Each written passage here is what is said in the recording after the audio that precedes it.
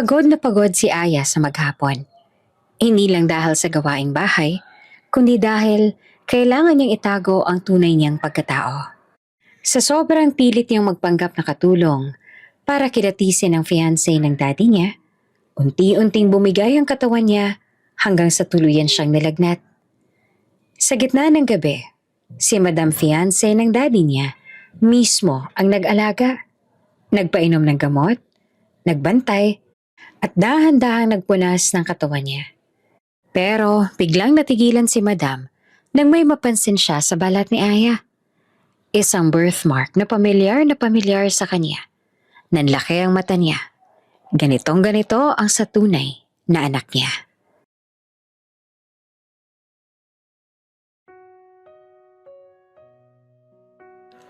Pagbukas pa lang ni Aya ng pinto sa bahay, bumungad na kaagad sa kanya ang kakaibang ingay.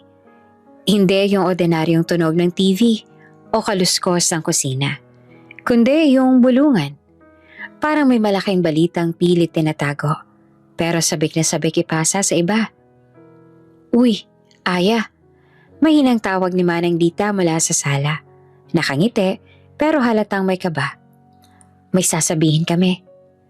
Napatigal si Aya sa paghubad ng sapatos. Nanlamig ang batok niya. Hindi niya alam kung bakit pero tuwing ganyan ang tono ng mga tao sa bahay, parang may paparating na bagyong hindi niya kayang pigilan. Ano na naman? Pilit niyang biro pero hindi siya tumawa. Lumapit siya sa kanila. Nandoon si Kuya Ramon, ang driver at si Ate Mercy naman na tagalinis. Lahat sila ay tila may iniingatang salita. May fiancé na raw si Sir? Bunga di Kuya Ramon. Parang nahihiyang sabihin. Parang may humampas naman sa dibdib ni Aya. Fiancé? Ulit niya na masyadong mabigat pakinggan ang salitang yon. Meaning, engaged? Tumango si Manang Lita. Oo, bago at mukhang seryoso talaga. Hindi agad nakapagsalita si Aya. Sa utak niya, ang daddy niya ay laging busy, laging nasa meetings, laging malamig sa usapang relasyon. Ilang taon na rin mula nang huli siyang makitang may kasamang babae ang ama niya. Kaya, bakit ngayon? Sinong babae? Tanong niya na masyadong mabilis, masyadong matalim. Nagkatinginan ng mga tao. Si Ate Mercy ang sumagot. Halatang excited kahit nagpipigil. Madam Elise daw ang pangalan? Naku Aya, parang artista raw. Ang ganda, ang classy, mayaman daw. As in, old money vibes. Hindi lang yun. Dagdag pa ni Kuya Ramon. Matalino raw, mahusay makitungo.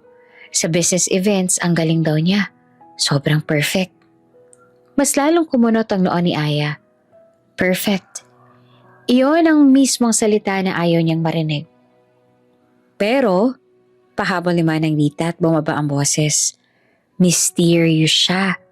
Wala raw siyang pinapakilalang relatives. Parang walang pamilya. Napakagat si Aya sa loob ng pisngi niya. Sa dami ng pelikulang napanood niya, sa dami ng kwentong narinig niya, alam niya ang tunog ng ganitong sitwasyon. Maganda, mayaman, classy, pero walang pamilya, walang pinapakilala, at biglang fiancé agad? Baka gold digger. Bulong ni Aya sa sarili pero narinig nila. Uy, Aya! Paawat ni Ate Mercy. Hindi. Putol ni Aya. Tumigas ang panga niya.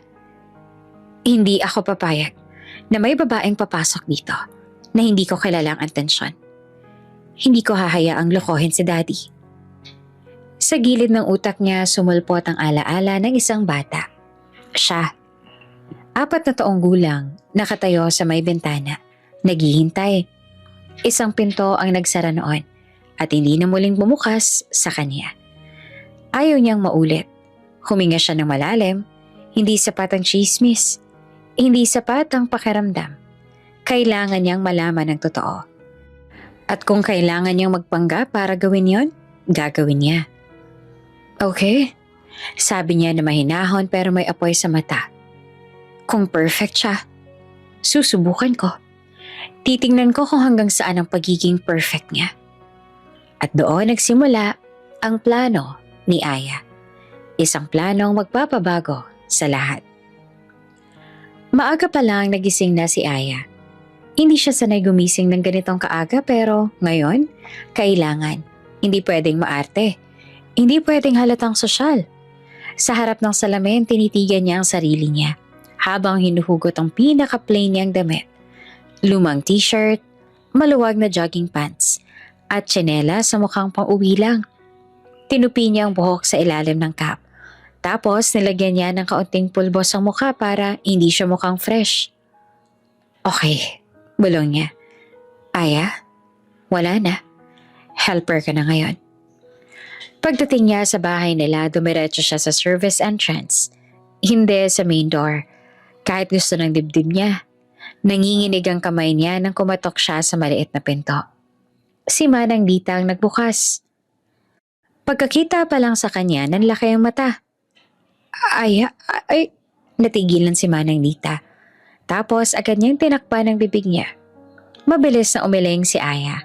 Sabay taas ng dalang echo bag. Ako po yung bagong helper, sabi niya. Pilit na binababaan ng boses.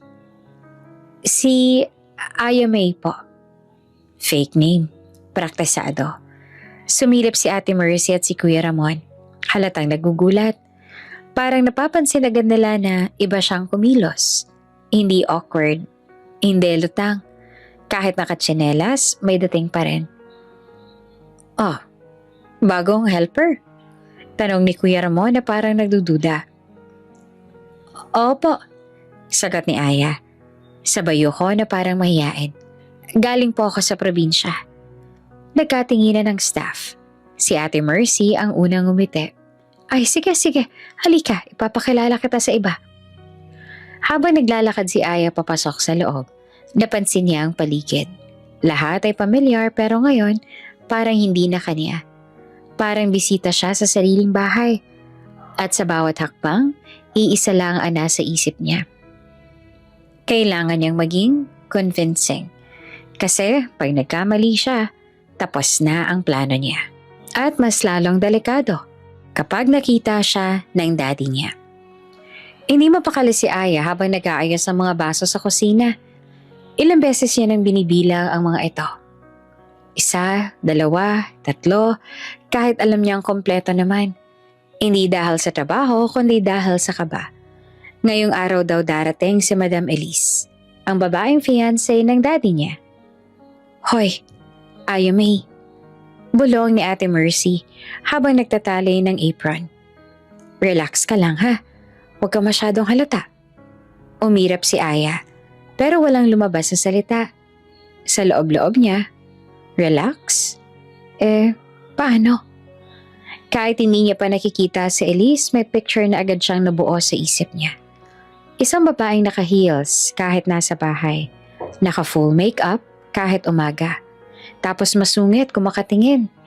Tipong sisigawan ng kasambahay kapag hindi plansyado ng eksaktong kortina. Baka gold digger. Baka plastic. Tumunog ang doorbell sa taas. Sunod-sunod. Parang may dumating na VIP. Biglang tumahimik ang buong bahay. Yung klase ng katahimikan na ramdam mong lahat nakikinig. Narinig ni Aya ang mga yapak ng guard. Tapos, pagbukas ng pinto, may boses na babae. Magaan, malambing. Good afternoon po, andito po ba si Sir Eduardo? Tanong ng babae. Humigpit ang hawak ni Aya sa baso. Ayan na. Ang bait ng tono ah. Pabulong niya sa sarili. Baka intro lang. Sumilip si Aya sa maliit na butas sa gilid ng pinto ng kusina. Hindi siya lumabas ang buo kasi ayaw niyang maunang mapansin. Kita niya ang silhouette ng babae sa may sala, si Madam Elise. Una niyang napansin, simple pero elegant. Hindi siya naka-bling-bling. Hindi siya yung tipong sumisigaw ang suot. Puting blouse, light skirt at buhok na maayos. May konting makeup pero hindi makapal. At higit sa lahat, ang ngiti niya, hindi yung ngiting pa-cute. Ngiting parang totoo. Hello po. Masiglang bati ni Elise sa mga kasambahay. Ako po si Elise. Thank you sa pag-aasikaso ninyo. Napakurap si Aya. Ha? Lumapit si Elise kay Manang Dita at biglang inabot ang maliit na paper bag. Manang, may dala po akong pastries. Share po tayo ha? Halos mamelt si Manang Dita sa gulat. Ay, madam, huwag na po sana kayong mag-abala. Ay, hindi po to abala. Masarap po to, promise. Sagot ni Elise. Tapos tumawa ng mahina. Naramdaman ni Aya ang mainit na inis sa dibdib niya. Acting. For sure. Acting lang yan. Pero may parte rin sa kanya na napatigil. Kasi hindi ganon ang acting. Hindi effortless. Ito ang natural na paggalaw ng isang taong sanay maging mabuti. Lumapit si Elise sa isang maliit na vase na may bulaklak. Inayos niya ng konti. Tapos napansin niyang may isang frame sa side table. Picture ni Aya at ng daddy niya noong bata pa siya. Sandaling tumigil si Elise sa harapan ng larawan. At sa segundo na yon, parang may kakaibang lungkot sa mata niya. Hindi iyak, hindi drama. Yung lungkot na parang may iniisip siyang malalim. Pero mabilis din nawala nang marinig yung boses ng daddy ni Aya mula sa hagdan. Elise, napalingon si Aya. Lumabas si Sir Eduardo. Tall, straight posture. Usual serious face pero paglapit kay Elise ngumiti siya. Totoong ngiti. Mas masakit palang makita kapag nangyayari sa harap mo. Elise walked toward him. Hindi nagmamadali, parang sanay na. Hi! Malambing niyang sabi. At nagbeso-beso sila. Simple pero may lambing. Wala yung OA na eksena, pero ramdam ni Aya na may closeness na sila. Welcome, sabi ng daddy ni Aya. Thank you, sagot naman ni Elise. Ang ganda ng bahay mo. Nyo, napatawa siya ng konti, parang nahihiya pa. Tumayo si Aya sa likod ng pinto. Naninikip ang dibdib. Papalitan niya si Mommy? Tapos biglang nagsalita si Elise sa mga kasambahay ulit. Guys, please huwag niyo akong tawaging madam na parang natatakot kayo ha. Elise lang, okay na. Gusto ko, comfortable tayong lahat. Nagtinginan ng staff. Halatang hindi sanay.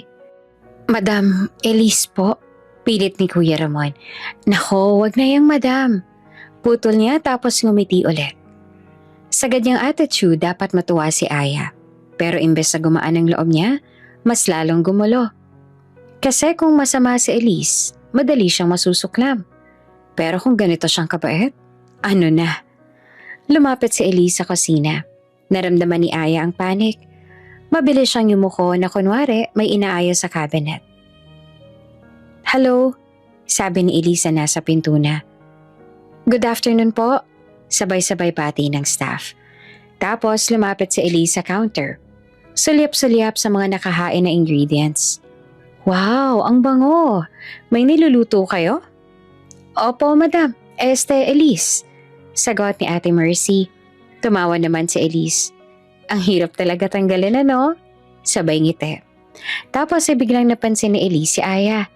Doon na tumigil ang mundo ni Aya. Ah, ikaw ba yung bagong helper? Tanong ni Elise na malumanay. Tumayo si Aya at pinilit gawing mahiyain ang ekspresyon.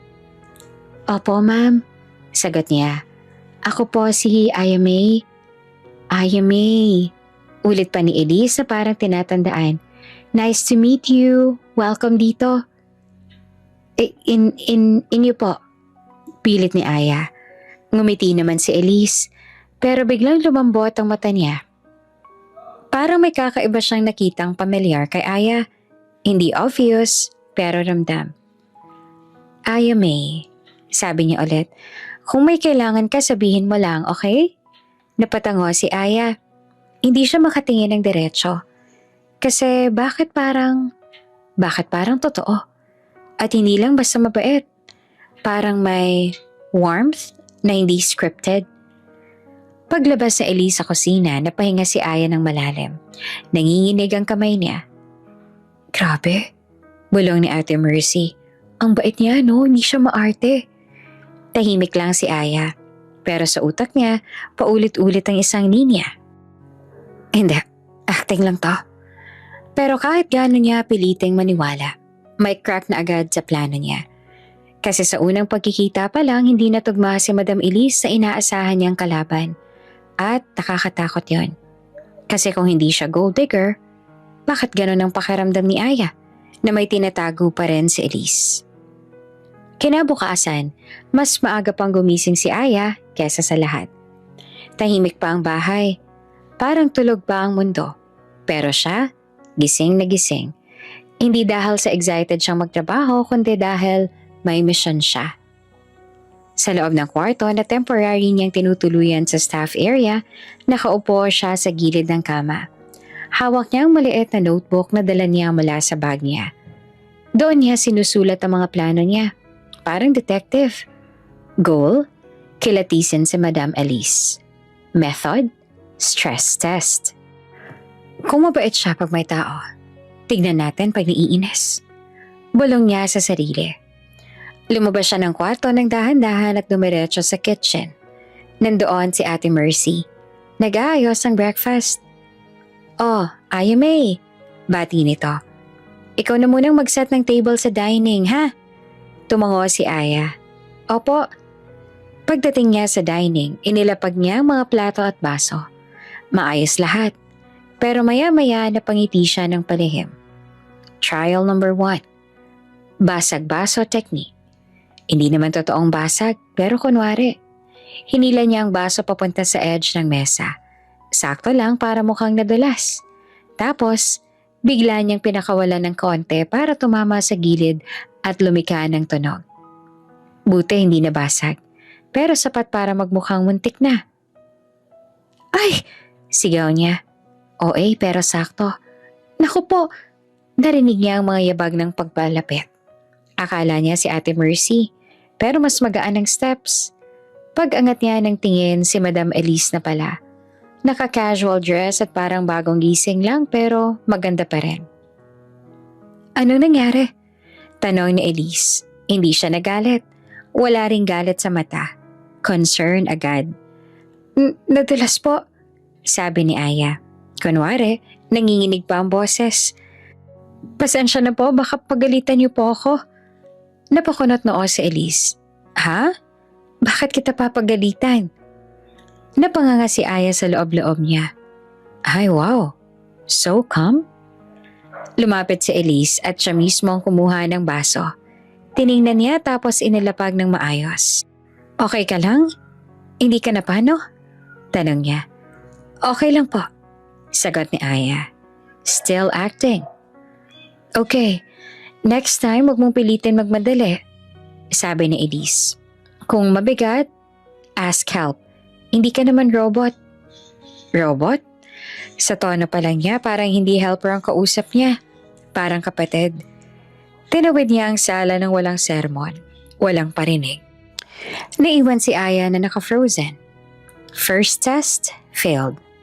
Mabait pa rin siya. Pero hindi siya susuko. Bandang tanghali dumating ang pagkakataon ulit. Kasama ni Elise si Daddy ni Aya sa living room. May kausap sa phone. Nagdadala ng papers si Elise at mukhang may inaasikaso para sa wedding preparations. Mga folders, sample invitations. Sakto. Trial number 2. Sabog water technique. Aya walked past them with a pitcher of water, kunwari papunta sa dining. At saktong pagdaan niya sa side table, nadapa. Splash! Tumapo ng tubig. Hindi sa kanila, buti na lang, pero sa carpet, malaking stain. Ay! Sigaw ni Aya. Naku po, pasensya na. Tahimik naman si Sir Eduardo. Napatingin lang. Serious face pero hindi siya nagsalita. Busy sa call. Si Aya hinihintay ang pagsabog. Pero si Elise, lumuhod agad sa carpet at kinuha ang napkin. Okay ka lang? Mabilis niyang sabi. Kuha tayo ng towel. Madam, sorry po. Stop apologizing. Putol na Elise pero hindi galit. Parang gentle but firm. Mas okay na linisin natin agad para hindi kumapit. Napatitig si Aya habang si Elise mismo ang nagpunas ng carpet. Madam, kayo po. Pilit niyang pigilan si Elise. Ako na po. Sure ka? Tanong ni Elise. Tapos inabot sa kanya ang towel. Eto, ganito ha. Press mo lang, wag mong i-rub kasi kakalat. Tinuruan siya. Literal. Hindi sermon, hindi insulto, kundi lesson. Maya-maya dumating si Ate Mercy na may extra towel. Madam, ako na po. Nako, thank you. Sagot ni Elise. Pero okay na natanggal na natin. Pagkaalas ni Elise, pabalik sa daddy niya, tumayo si Aya at parang nawala ng hangin. Bakit naman ganito siya? Kung tunay siyang plastic, dapat sana may konting irita. Pero wala. At hindi pa rin doon natapos si Aya. Sa hapon, pinag-ayos siya ng laundry. Sinadya niyang maliin ang pag-fold ng mga polo ng daddy niya. Gusot, mali ang tiklop, parang tamad. Alam niyang sensitive ang daddy niya sa mga damit. Expect niya magagalit si Elise para maprotektahan ang image nila. Pero ang nangyari, si Elise mismo ang dumaan sa laundry room. Aya May? Tawag niya na kalmado pa rin. Can I show you something? Yes po. Sagot ni Aya na kunwari mahiyain. Kinuha ni Elise ang isang polo. Pag ganito, mas mabilis tiklop kung dito mo sisimulan. Pinakita niya ang technique. Parang tutorial sa YouTube. Tapos ganito, para clean tingnan. Tinuro niya ulit. Seryoso, patient, walang arte. Alam madam, marunong po kayo? Tanong ni Aya at hindi napigilan. Tumawa si Elise. Oo naman. Hindi ako lumaki na may katulong palagi. Lalong nagulat si Aya. Ha? Akala ko po mayaman kayo. Napasabi ni Aya. Napatigal si Elise, then ngumiti. Mayaman man o hindi, tao pa rin. At kahit may katulong, hindi ibig sabihin hindi marunong. Dapat marunong pa rin. May bigat ang sinabi niya, pero simple. Hindi siya nagmamagaling, parang lesson na galing sa puso. Kinagabihan habang nagliligpit si Aya sa dining, napansin niyang may iniwang plate si Elise sa counter. May tirang maliit na slice ng cake. Para kanino to? Tanong ni Aya kay Ate Mercy. Para sa'yo. Sagot ni Ate Mercy na nakangiti. Si Madam ang nag-utos, sabi niya. Bigyan niyo si Aya May, mukhang hindi pa siya sanay sa trabaho dito. Natigilan si Aya. Tumingin siya sa cake. Tapos sa direksyon ng sala kung nasan si Elise. Hindi niya alam kung bakit bigla siyang nainis. At the same time, parang may sumakip sa lalamunan niya. Kasi hindi ito part ng plano. Hindi ito dapat. Dapat galit siya. Dapat satisfaction ang mararamdaman niyang nahuli niya si Elise. Pero imbes, may maliit ng crack sa puso niya. Parang tanong na hindi mawala. Kung nag-a-acting lang siya, bakit pag wala si Daddy mabait pa rin siya? At doon na nagsimulang mahirapan si Aya sa pinakasimple niyang misyon. Kilatisin ng babaeng hindi niya mahanapan ng mali. Dumating ang araw na pinakaayaw ni Aya. Day off ni Sir Eduardo. Sa staff room pa lang ramdam niya na ang bigat sa dibdib.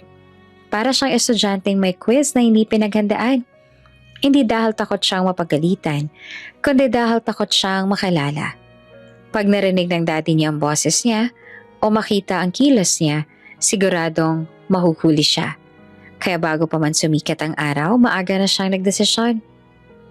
Magda-day off ka? Tanong ni Ate Mercy habang nag-aayos ng mop. Tumango si Aya. Nakakap na agad kahit nasa loob. Opo, masakit po kasi ulo ko. Kahapon lang okay ka pa.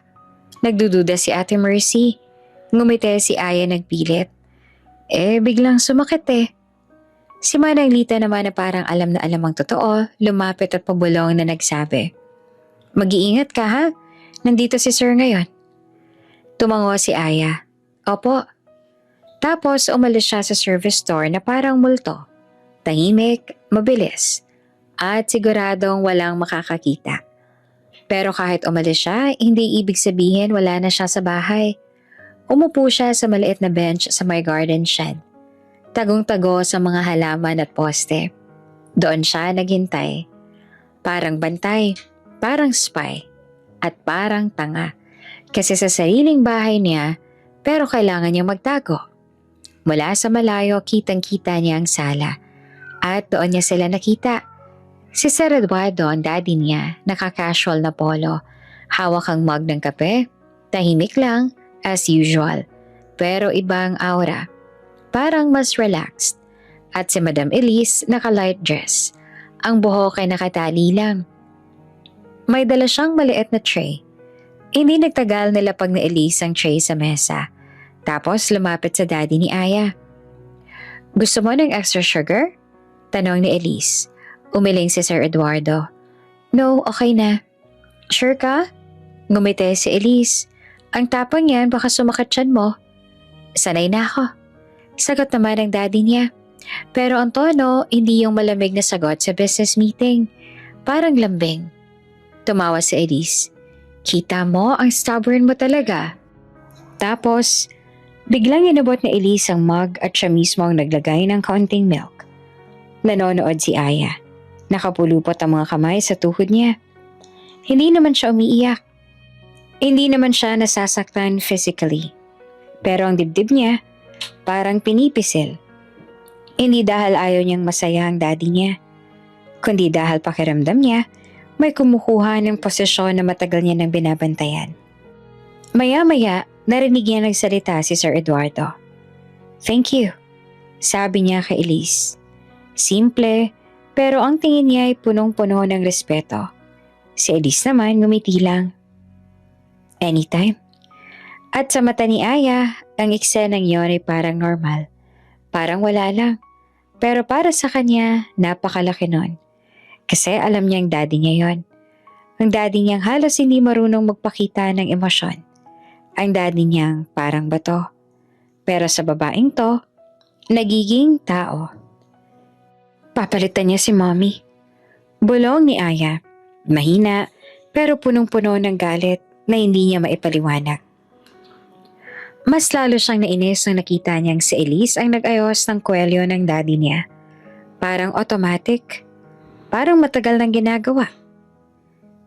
"Heto, gusot," sabi ni Elise. At hinayaan lang ng daddy niya. Wala siyang reklamo. Wala siyang, "I can do it." Hinayaan niya. Parang komportable ito. Umigting ang hawak ni Aya sa cap niya. Kasi sa utak niya, hindi lamang si Elise ang pinapanood niya. Ang pinapanood niya ay ang sariling buhay niya na unti-unting nagbabago nang hindi siya ready. Lumipas ang ilang oras, hindi pa rin umaalis si Aya sa taguan niya. Nakatago siya, pero nakatingin pa rin. Hanggang sa biglang may nakita siyang eksena na mas tumama. Nasa sala ulit siya. May hawak na folder si Elise. Mukhang wedding planning. Si Sir Eduardo nakaupo, nakikinig.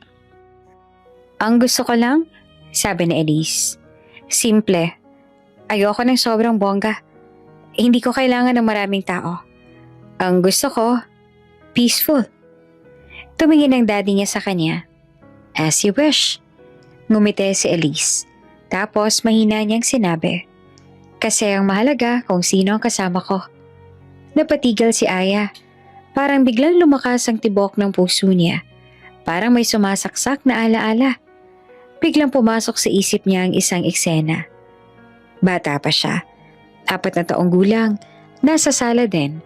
Hawak ang maliit niyang teddy bear. May babae sa harap niya. Nakayuko, umiiyak. Hindi niya maalala ang mukha ng malinaw. Pero malinaw ang pakiramdam. Yung takot, yung pagkalito, yung pag-asa na baka babalik siya. Tapos, wala. Isang pinto ang nagsara. At simula noon, wala na. Hindi na niya maalala kung paano siya natutong hindi umasa. Pero naaalala niya ang unang beses niyang tumigil umiyak. At naaalala niya, kahit bata pa siya, may naiisip siya noon. Kung iniwan niya ako, baka hindi ako enough. Ngayon, heto na naman. May babaeng papasok. May babaeng magiging wife. May babaeng magiging permanent. At si Aya, kahit grown up na, kahit matapang na, takot pa rin. Kasi kung may isang bagay siyang natutunan sa pagkawala ng mommy niya, yon ay ang mawalan. Kaya mas madaling magalit. mas madaling maginala, mas madaling isipin na masama si Elise kesa tanggapin ang totoong dahilan ng takot niya. Na baka once again, maiwan na naman siya. Nang tumayo si Elise para pumasok sa kusina, mabilis na tumayo si Aya sa taguan niya at umatras. Hindi, bulong niya sa sarili. Hindi ako papayag. Huminga siya ng malalim, matalim ang mata. Kung hindi gumagana ang mga munting pagsubok, kailangan niya ng mas seryosong paraan para malaman ang totoo. At kahit ayaw niyang aminin, sa bawat eksenang nakikita niya, mas lumalaki ang takot na baka hindi siya ang kailangang protektahan, si Daddy. Baka siya pala ang kailangang protektahan ng sarili niya. Umuulan ng malakas noon. Yung klaseng ulan na parang may galit ang langit. Sunod-sunod ang kulog, tapos ang hangin. Nanunulak ang mga dahon sa bintana. Sa loob ng bahay, tahimik ang lahat. Pero sa likod sa mga gawaing hindi nakikita ng may-ari, tuloy pa rin ang trabaho. At si Aya, kahit nanginginig sa lamig, pilit pa rin kumikilos. Nasa laundry area siya. May hawak na timba. Basa ang sahig dahil may tumutulong bubong sa gilid. Dati pa raw problema yon, sabi ni Kuya Ramon. Pero walang may pakaalam dahil staff area lang naman. Ngayon, si Aya ang naiwan para maglinis. Okay lang ako. Bulong niya sa sarili habang pinipiga ang basahan. Pero hindi siya okay. Simula pa kaninang umaga, mabigat na ang ulo niya. Para siyang may helmet na bakal sa ulo. Masakit din ang lalamunan niya. Tapos, parang nangangati ang balat niya. Yung pakiramdam na may paparating na sakit. Pero syempre, hindi pwedeng umarte. Hindi siya pwedeng magpahinga. Kasi, si Aya May siya ngayon. Helper. At hindi si Aya na anak na may-ari. Kaya tumuloy siya. Mas lalo siyang napagod ng pinagawa pa sa kanyang paglilinis ng veranda. Dahil sa ulan, kumapit ang putik. May mga bakas ng sapatos. Kailangan daw punasan para malinis tingnan bukas. At si Aya, dahil sa inis niya sa sarili niya at sa buong sitwasyon, sineryoso niya. Mabilis, paulit-ulit, pinunasan, kuskos, punasan. Hanggang sa mapansin niya, parang umiikot ang mundo. Napahawak siya sa railings. Pinikit niya ang mata. Ano nangyayari? Bulong niya. Gusto niyang tumawag ng tao pero natigilan siya. Kung tatawag siya, anong sasabihin niya? Madam, may sakit po ako. Pwede po ba ako magpahinga? Parang ang hina pakinggan. Parang reklamador. Parang hindi sanay sa trabaho. At higit sa lahat, baka lumabas ang totoong boses niya. Baka mahalata. Kaya pinilit niya. Pero maling-mali. Pagbalik niya sa loob, bigla siyang kinabahan sa lamig. Kahit saradong bintana, parang pumapasok ang hangin sa buto niya. Nanginginig na siya. Pero ang pawis niya tumutulo sa noo. Pagdaan niya sa hallway, tumama ang balikat niya sa pader. Napahawak siya ulit. Huminga siya ng malalim. Hindi. Pwede. Bulong niya. Hindi ako pwedeng bumigay. Pagdating niya sa kitchen, kumuha siya ng baso ng tubig at uminom ng mabilis. Pero kahit anong lamig ng tubig, parang nagliliyab ang dibdib niya. Parang may apoy sa loob. Ate Mercy noticed her first. Aya May? Tawag ni Ate Mercy sabay lapit. Ay, bakit ang putla mo? Ay, okay lang po. Sagot niya agad. Automatic. Reflex.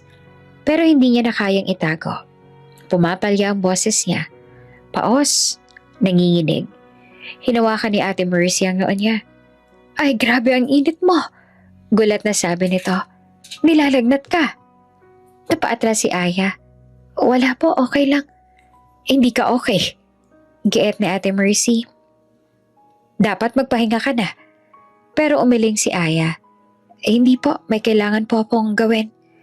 At doon nagsimulang mapansin ni Aya ang isang bagay. Kapag may sakit siya, bumabalik siya sa pagiging bata. Yung takot magpahinga, yung takot umiyak, yung takot magpakita ng kahinaan. Kasi dapat, kapag umiiyak siya, walang yumayakap. Kapag may lagnat siya, si Manang Dita lang minsan na magpapainom sa kanya.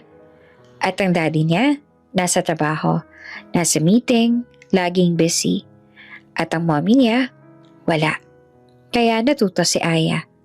Walang mag-aalaga, kaya magpapakatatag ka. Hindi ko kailangan ng tulong. Bulong niya kahit nanginginig na ang tuhod niya. Pero habang pilit niyang inaayos ang mga pinggan sa sink, biglang dumilim ang paningin niya. Parang biglang sumikip ang hangin. Parang may humila sa balikat niya pababa. Nabitawan niya ang plato. Nabasag. Tumigil ang lahat. At sa basag na tono na yon, parang nabasag din ang kontrol niya. Napaupo siya sa sahig. Hindi niya alam kung dahil ba sa sakit o dahil sa biglang panghihina. Humapde ang lalamunan niya. Nagsusumigaw ang ulo niya. "Aya May!" Sigaw ni Ate Mercy nang mamadaling lumapit. Pero bago pa man si Ate Mercy, may isang boses na pumasok sa kusina. "Ano yon?" Tanong ni Elise na mabilis ang lakad. Napatigal si Aya. "Ayoko. Huwag siya. Huwag si Madam Elise. Hindi siya dapat ang makakita nito. Hindi siya dapat ang makawitness na bumagsak siya. Kasi kailangan niya magpanggap na kaya niya. Kailangan niya magmukhang ordinary helper." Pero nandun na si Elise. Nakapajama na may cardigan. Mukhang paakyat na sana sa kwarto pero napababa dahil sa tunog. Pagkakita pa lang ni Elise kay Aya sa sahig, nagbago ng ekspresyon niya. Hindi galit, hindi inis. Takot, concern. "Ano nangyari?" Mabilis siyang tanong. Lumuhod agad sa harap si Aya. "Madam," pilit ni Aya. "Paos. Pasensya na po. Nadulas po." "Shh!" Putol ni Elise. "Tingnan mo ako." Pinilit naman ni Aya na tumingin, pero harap siyang i-focus ang mata. Hinawakan ni Elise ang kamay niya. Mainit. "Ang init mo," sabi ni Elise na halatang alarm. "Ate Mercy, bakit hindi niya sinabi sa akin na nilalagnat siya?" "Ay madam, ngayon ko lang po napansin." "Okay, sige. Kuha nga kayo ng thermometer, tubig at towel. Ngayon na." Firm pero hindi naninigaw. Napatulala si Aya. Hindi siya sanay makarinig ng ganong boses. Yung bossy pero hindi masama. Yung may authority pero may puso. Tinulungan siya ni Elise tumayo. "Madam, okay lang po ako." Pilit ni Aya. "Katulong lang naman po ako." Napahinto si Elise sa pag-angat sa kanya. At doon, unang beses nakita ni Aya ang seryosong tingin ni Elise. "Katulong ka man o hindi?" sabi ni Elise. Malinaw at matatag. "Tao ka at may sakit ka." Parang may kumurot naman sa dibdib ni Aya. Hindi niya alam kung lagnat lang ba o yung mga salitang yon ay tumama talaga sa kanya. Tinulungan siya ni Elise na maglakad papunta sa maliit na kwarto ng staff. Pagkahiga ni Aya sa kama, dahan-dahan siyang pumikit. Nanginginig pa rin. Naririnig niya ang ulan sa bubong. Malakas. Parang nakikipag-agawan ng ingay sa tibok ng puso niya. At sa pagitan ng dilim at init sa katawan niya, iisa lamang ang malinaw. Si Madam Elise ang unang nakanotice. At sa gabing ito, siya rin ang unang hindi titingin kay Aya bilang helper lang. Parang lumulutang si Aya sa pagitan ng gising at tulog. May mga sandaling naririnig niyang ulan sa bubong. Tuloy-tuloy. Mabigat, parang walang katapusan. May mga sandaling parang may taong nag-uusap sa labas ng kwarto niya. Tapos minsan, biglang tahimik ulit. Pero ang pinakamalakas sa lahat ay yung init sa katawan niya. Parang sinusunog siya mula sa loob. Napaungol siya na mahina at sinubukang gumalaw. Pero ang bigat ng buong katawan niya, para siyang binuhusan ng semento. "Shh!" May boses na malapit. Dahan-dahan lang. Napamulat siya at malabo ang paningin. Ilang segundo bago siya nakapag-focus. At doon niya nakita si Madam Elise. Nakaupo sa maliit na upuan sa tabi ng kama. Hawak ang thermometer sa isang kamay at basang bimpo sa kabila. Hindi na siya naka-cardigan. Nakasimpleng t-shirt na lang. Mukha siyang pagod pero alert. Parang nagbabantay. "Madam?" Paos na tawag ni Aya. Pilit niyang bumabangon pero hindi niya kaya. "Huwag kang gagalaw." Agad na sabi ni Elise. Higa ka lang, mataas pang lagnat mo. Napapikit si Aya. Pasensya na po. Stop. Putol na Elise pero hindi galit. Mas parang concerned siya. Hindi naman to kasalanan. Nagkasakit ka, yun lang. Naramdaman ni Aya ang malamig na dimpo sa noo niya. Dahan-dahan pinunasan ni Elise ang pawis niya. Parang sanay na sanay. Nasaan po si Ate Mercy? Tanong ni Aya na halos pabulong. Nasa labas. Pinagpahinga ko rin. Kanina pa siya gising. Sagot ni Elise. Napamulagat si Aya ng konti. Kayo po, bakit po kayo nandito? Tumigil naman si Elise. Tinitigan siya saglit. Yung tingin na parang may gustong sabihin pero pinipili ang tamang words. Kasi wala namang ibang magbabantay. Sagot ni Elise sa huli. Bumigat ang lalamunan ni Aya. Hindi niya alam kung dahil ba sa lagnat, pero parang may tumusok na emosyon sa dibdib niya. Hindi siya sanay sa sagot na ganon. Kasi sa buhay niya, ang sagot lagi, kaya mo yan. Magpakatatag ka. Huwag kang umiyak. Huwag kang mag-arte. Pero ngayon, may taong nagsasabing hindi ka dapat mag-isa. Maya-maya ay tumayo si Elise. Sandali ha, may papainom ako sa'yo. Narinig ni Aya ang kalusko sa maliit na mesa. Amoy niya ang mainit na sabaw. Pagbalik na Elise, may maliit na bowl siya ng lugaw at kutsara. Madam? Nanlaki ang mata ni Aya. Nagluto po kayo? Tumango si Elise na parang normal lang yon. Oo, quick lang naman. Bakit po? Lumabas sa tanong ni Aya bago pa niya mapigilan. Napangiti si Elise. Kasi kailangan mo kumain bago gamot. Ayoko namang iinom ka ng gamot na walang laman ng tiyan mo. Dahan-dahang inalalayan siya ni Elise umupo. Parang alalay sa bata. Kahit simpleng pag-angat ng ulo, parang ang hirap na para kay Aya. Pag-angat ng kutsara ni Elise, doon natahimik si Aya. Madam, ako na po. Sabi niya at pilit kinukuha ang kutsara. Pero hinawakan ni Elise ang kamay niya. Pinigilan. Huwag ka nang magpilit, sabi niya. Kumain ka lang.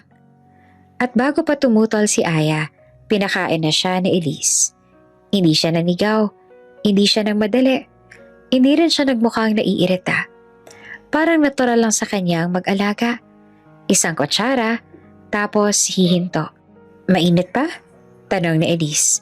Umiling si Aya, lumunok na mabagal. Sakto lang po. Good. Sagot ni Elise. Slowly lang, okay? Tahimik si Aya. Wala siyang energy makipagtalo. Pero sa loob niya, nagwawala ang utak niya. Bakit siyang gumagawa nito? Bakit hindi siya umalis? Bakit parang concerned talaga siya? Pagkatapos ng ilang kutsara, inabot na Elise ang baso ng tubig. Inom muna. Uminom naman si Aya. Tapos kinuha naman ni Elise ang maliit na bote ng gamot. Nabili ni Kuya Ramon, sabi ni Elise habang binabasa ang label. Pampababa ng lagnat. Ano pong oras na? Tanong ni Aya na nanginginig na ang boses. Napatingin si Elise sa phone niya. Past 11 p.m. na. Nagulat naman si Aya. Ang late na pala. Yeah, sagot na Elise na parang wala lang. Matulog ka na ulit after nito. Tinitigan siya ni Aya. Hindi po ba kayo babalik sa kwarto ninyo? Napahinto si Elise, tsaka umupo ulit sa upuan. Dito muna ako. Para bang ang simple lamang ng sagot. Pero para kay Aya, parang may humampas na alaala.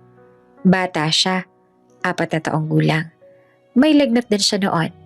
Hindi niya maalala bakit pero parang alam niyang sobrang init din ang katawan niya. Ang naaalala niya, umiiyak siya habang yakap ang teddy bear niya. May mga ilaw ng hallway.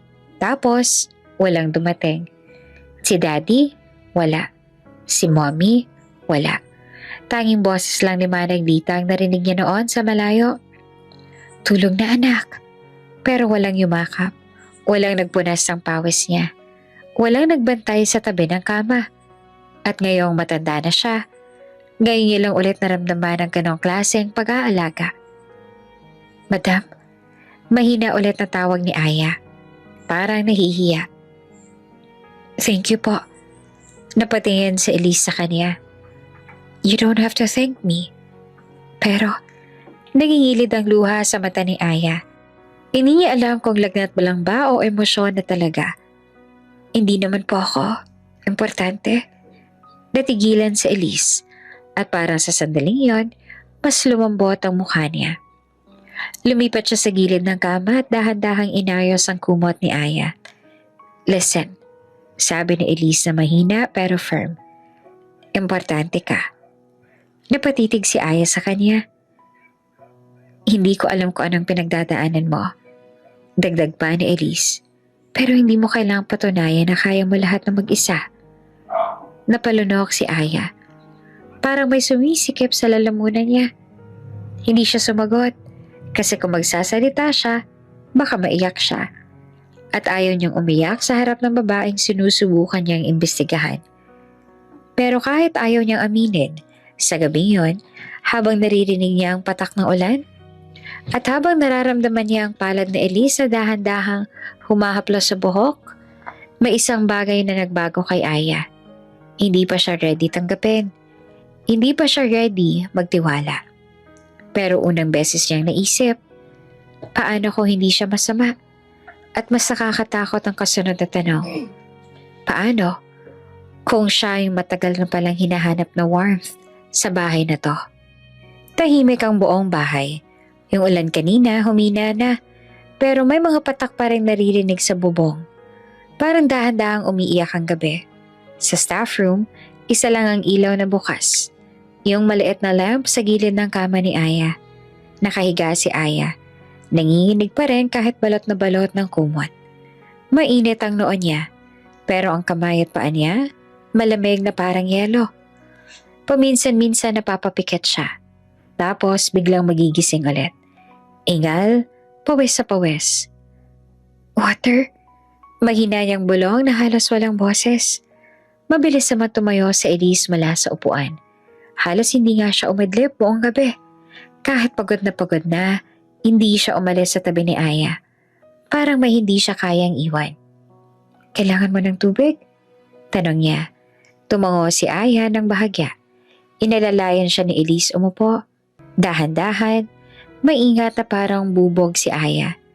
Inabot niya ang baso tapos pinainom siya ng konti. Sorry po. Paos na sabi ni Aya pagkatapos. Huwag kang mag-sorry. Sagot ni Elise. Kamusta ang pakiramdam mo? Hindi naman makasagot si Aya. Kasi ang totoo, parang lumulutang siya sa init. May mga sandali na parang may naririnig siyang boses ng bata sa tenga niya. Tawang malayo, iyak, mga alaala na hindi niya naiintindihan. Nakaabot siya sa puntong hindi niya na alam kung panaginip ba ang lahat o totoo. Muling hinawakan ni Elise ang noo niya. Nanlaki ang mata ni Elise. Ang taas pa rin. Bulong niya. Halatang worried. Ano po? Sagot ni Aya at nanginginig. Mamamatay na po ba ako? Napatawa si Elise pero may halong luha. Hindi ka mamamatay.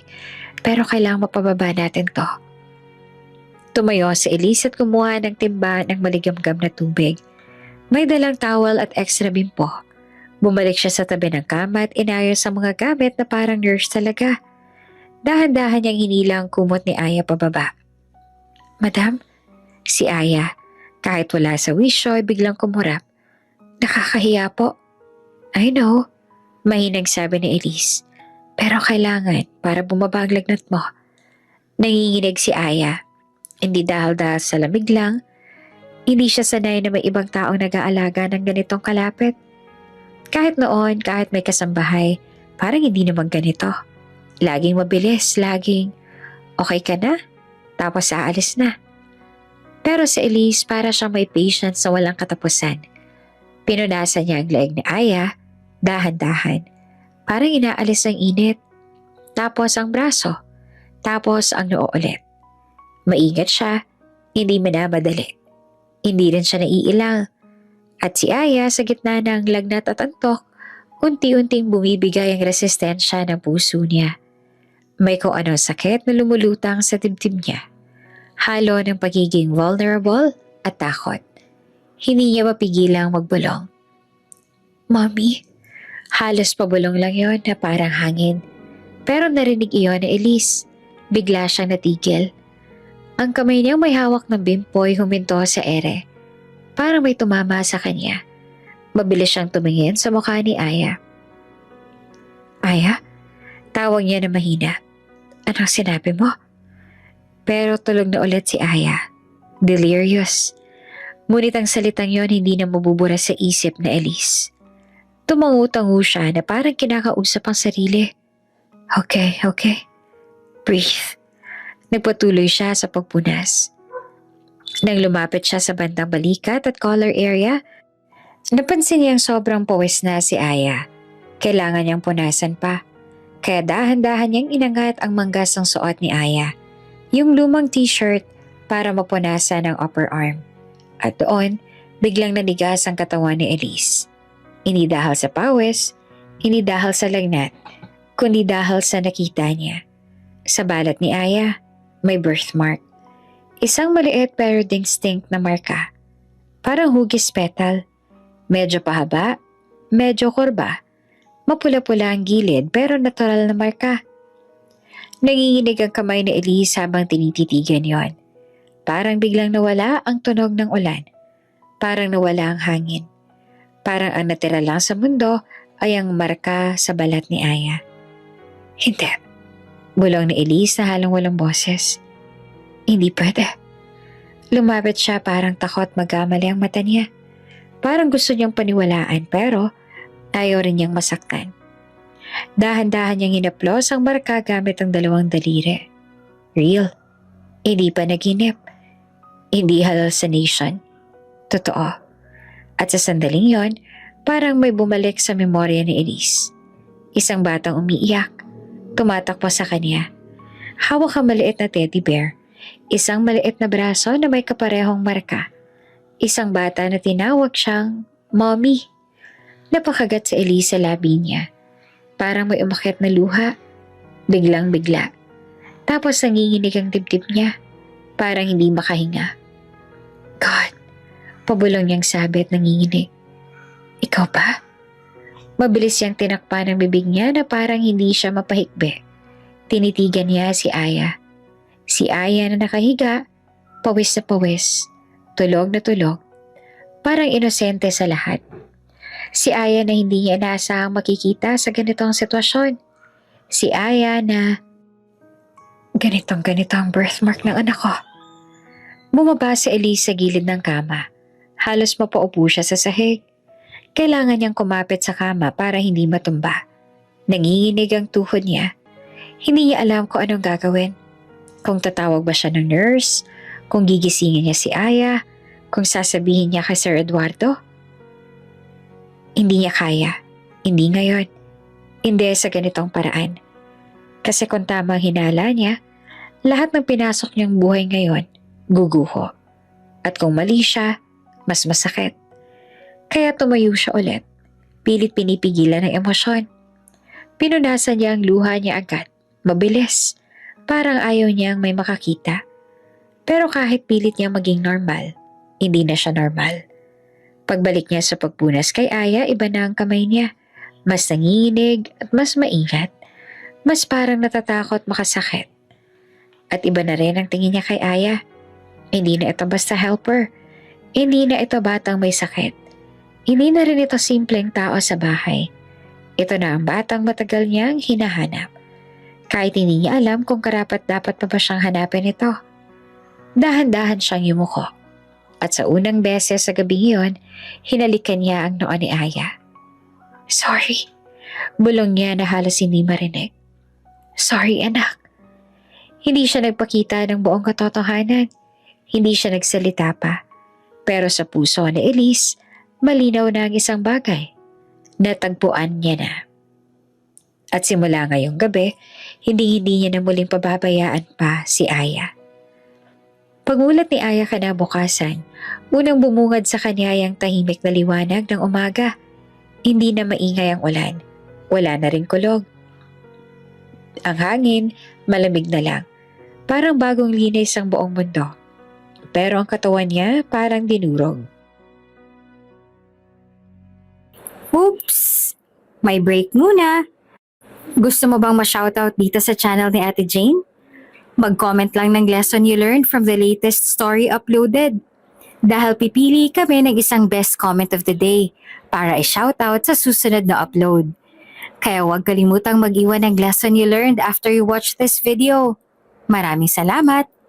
Shoutout nga pala kina Mercy Cordia Arquiza, Marlene Ong from Caloocan, Manila, at Cirila Alegre from Negros Oriental.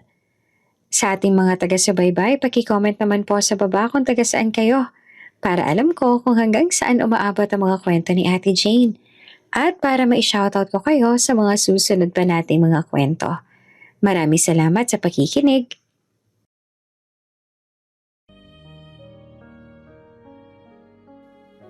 Mabigat pa rin ang ulo niya, pero hindi na siya kasing init kagabi. Ramdam niya ang tuyong lalamunan at pangihina. Yung pakiramdam na parang binugbog ka ng sakit. Napaungol siya at dahan-dahang umupo. At doon niya napansin, may tray sa maliit na mesa sa tabi ng kama. May lugaw ulit, may tubig, may gamot, at may maliit na note na nakapatong sa ibabaw ng bowl. Napakunot noo siya. Note? Inabot niya at binasa. Good morning. Kumain ka bago gamot. Andito lang ako sa labas. Elise. Hindi madam. Hindi ma'am. Elise. Parang wala lang. Parang close. Natigilan si Aya. Biglang may kakaibang kilig. Hindi. Hindi kilig. Parang awkward na warm feeling na hindi niya ma-explain. Kasi bakit ganito? Bakit hindi natapos kagabi? Akala niya pagkagising niya ay wala na. Balik na ulit sa normal. Balik na ulit sa helper at fiancé. Pero mukhang hindi. Paglabas niya sa kwarto, mabagal ang lakad niya. Lumabas siya sa hallway ng staff area, tapos ay dumiretso sa kusina para humingi ng tubig. Pero bago pa siya makarating, lumitaw agad si Elise. Parang nakaabang. Aya May, tawag ni Elise na mabilis lumapit. Gising ka na. Napatigil naman si Aya. Napatingin siya sa suot ni Elise. Simple lang. Naka-plain blouse at jeans. Ang buhok ay nakatali. Pero sa mukha niya, halatang puyat. May konting eye bags. Parang hindi talaga natulog. Madam Elise, po? Pilit ni Aya na bumalik sa pagiging respectful. Okay na po ako. Pasensya na po sa abala kagabi. Hindi naman agad sumagot si Elise. Tinitigan lang siya. Parang sinusuri kung okay na ba talaga. Tapos bigla niyang hinawakan ang noo ni Aya gamit ang likod ng kamay niya. Parang instinct. Hindi na nga ganun kainit. Bulong na Elise. Thank God. Napaatras si Aya. Madam? Sorry. Mabilis sasabi ni Elise parang biglang naaalalang boundaries. Habit lang. Si Aya naman ay tahimik, pero sa loob-loob niya, tumibok ang puso niya ng weird. Bakit parang may karapatan siyang hawakan ako? Hindi naman masama yung hawak, pero parang sobrang intimate para sa isang fiancé ng daddy niya at sa isang helper. Breakfast ka na ba? Tanong ni Elise. Hindi pa po, kakagising ko lang. Okay, sabi ni Elise.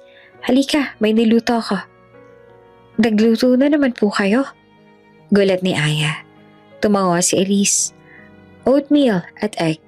Simple lang. Tahimik si Aya habang sinusundan siya papasok sa dining area. Nandoon na rin si Ate Mercy at Manang Dita. Pero halatang nagugulat din sa nangyayari. Kasi sa Elise, hindi lang basta nagbigay ng pagkain. Si Elise ang nag-serve kay Aya. Inilapag niya ang plate sa harap niya. Tapos, siya pa mismong naglagay ng tubig sa baso. Si Aya naman hindi mapakali. Madam, hindi na po kailangan. Need. Putol ni Elise pero malambot ang boses. Kailangan kumain ka. Mahina ka pa. Napatingin si Aya sa mga kasambahay. Parang gusto niyang lumubog sa hiya. Pero mas nakakahiya pa, yung totoo. Parang may parte sa kanya na gustong gusto yung ganong care, na parang ngayon lang niya ulit naramdaman. Habang kumakain si Aya, nakatayo lamang si Elise sa gilid. Parang nagbabantay. Ang OA naman ni Madam. Bulong ni Ate Mercy kay Manang Dita. Pero hindi naman masama. Parang amazed. Hindi OA. Sagot ni Manang Dita. May dahilan yan. Napatingin si Aya kay Manang Dita. May dahilan?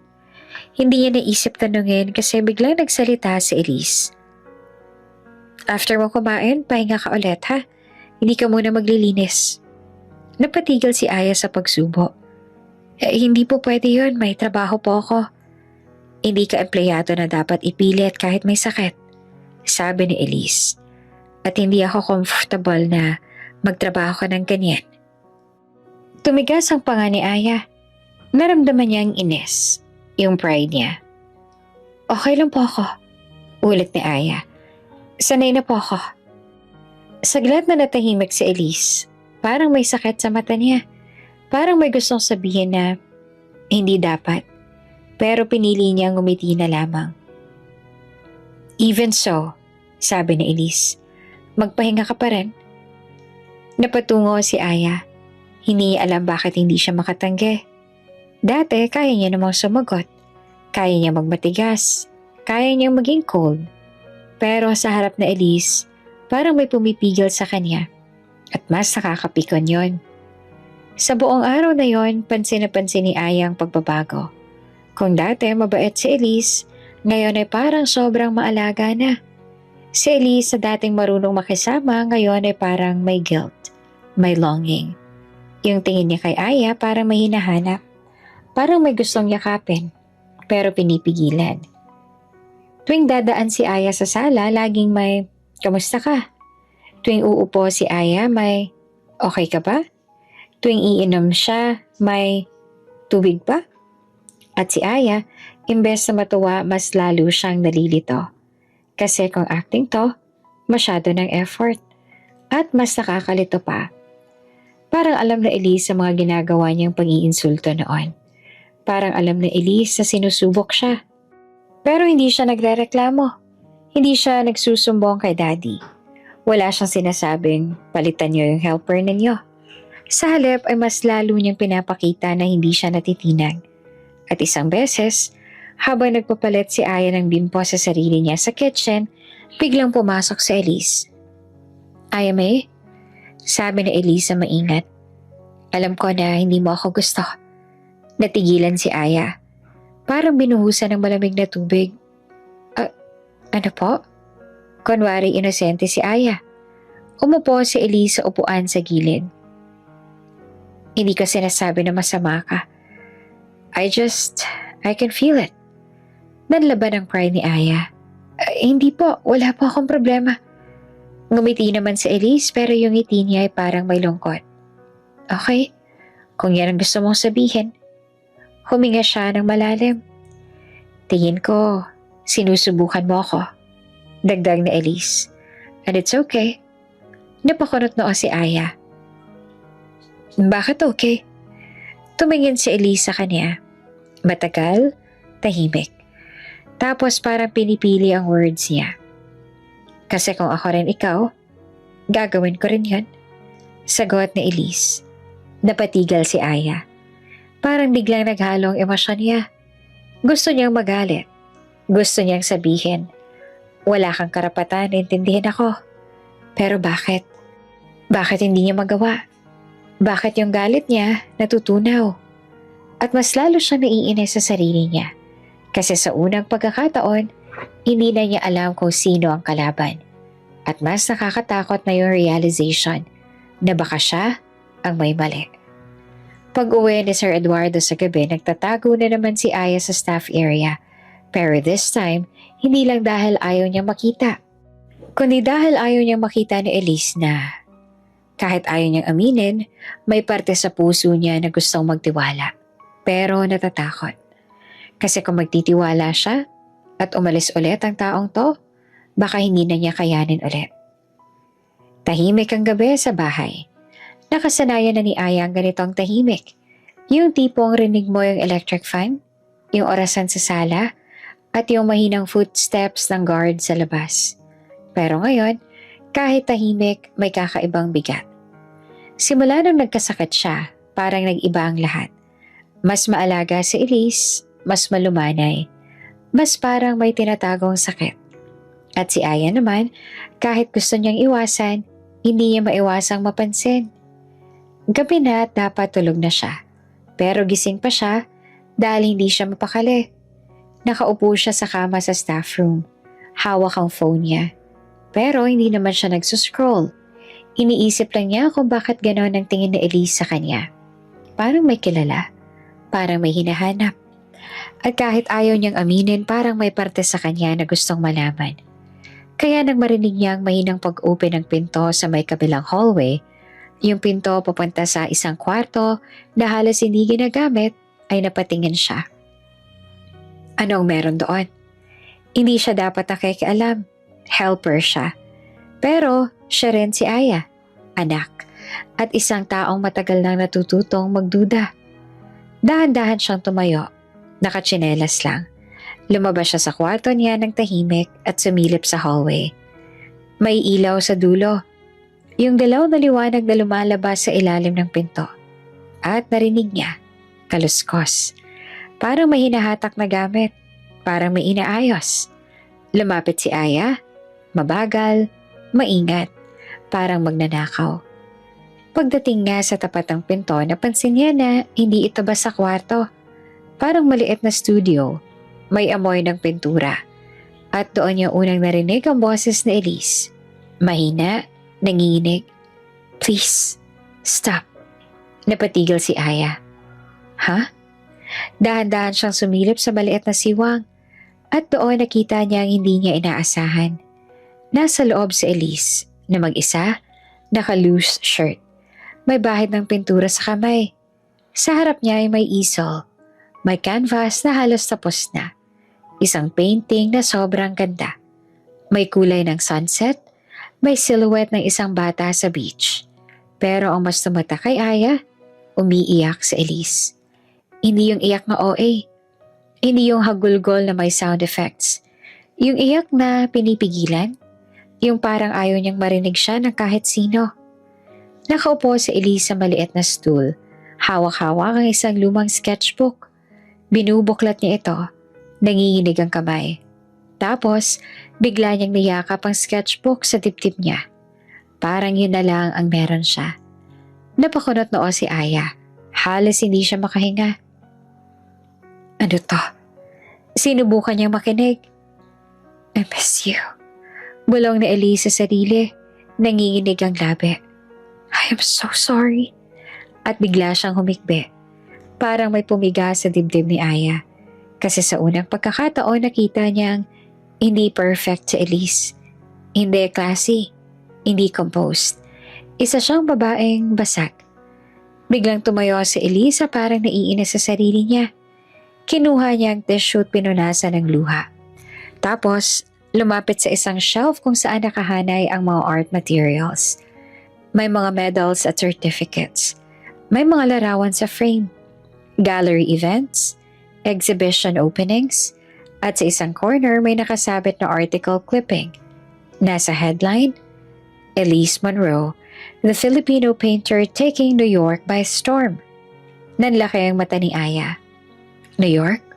So, totoo pala. Hindi lang siya basta mayaman. Isa siyang artist. Isang successful painter. Sa gilid ng studio may mga canvases na nakatakip ng tela. Halatang marami naman siyang gawa. Halatang hindi lang hobby. At doon nagsimulang makabuo si Aya ng bagong tanong.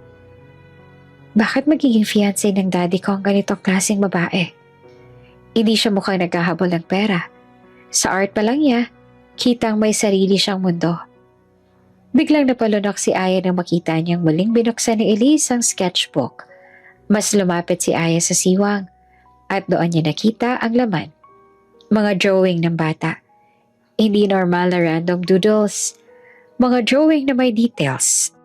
Isang batang babae na nakangiti, naka-pigtail, minsan umiiyak, minsan may hawak na teddy bear. Minsan nasa isang bahay na parang mansyon. May isang drawing doon na tumigil si Elise. Yung drawing ng batang babae na may maliit na marka sa braso. Birthmark. Napatigil si Aya. Nanlamig ang batok niya. Ano to? Bakit may birthmark? Bakit parang siya?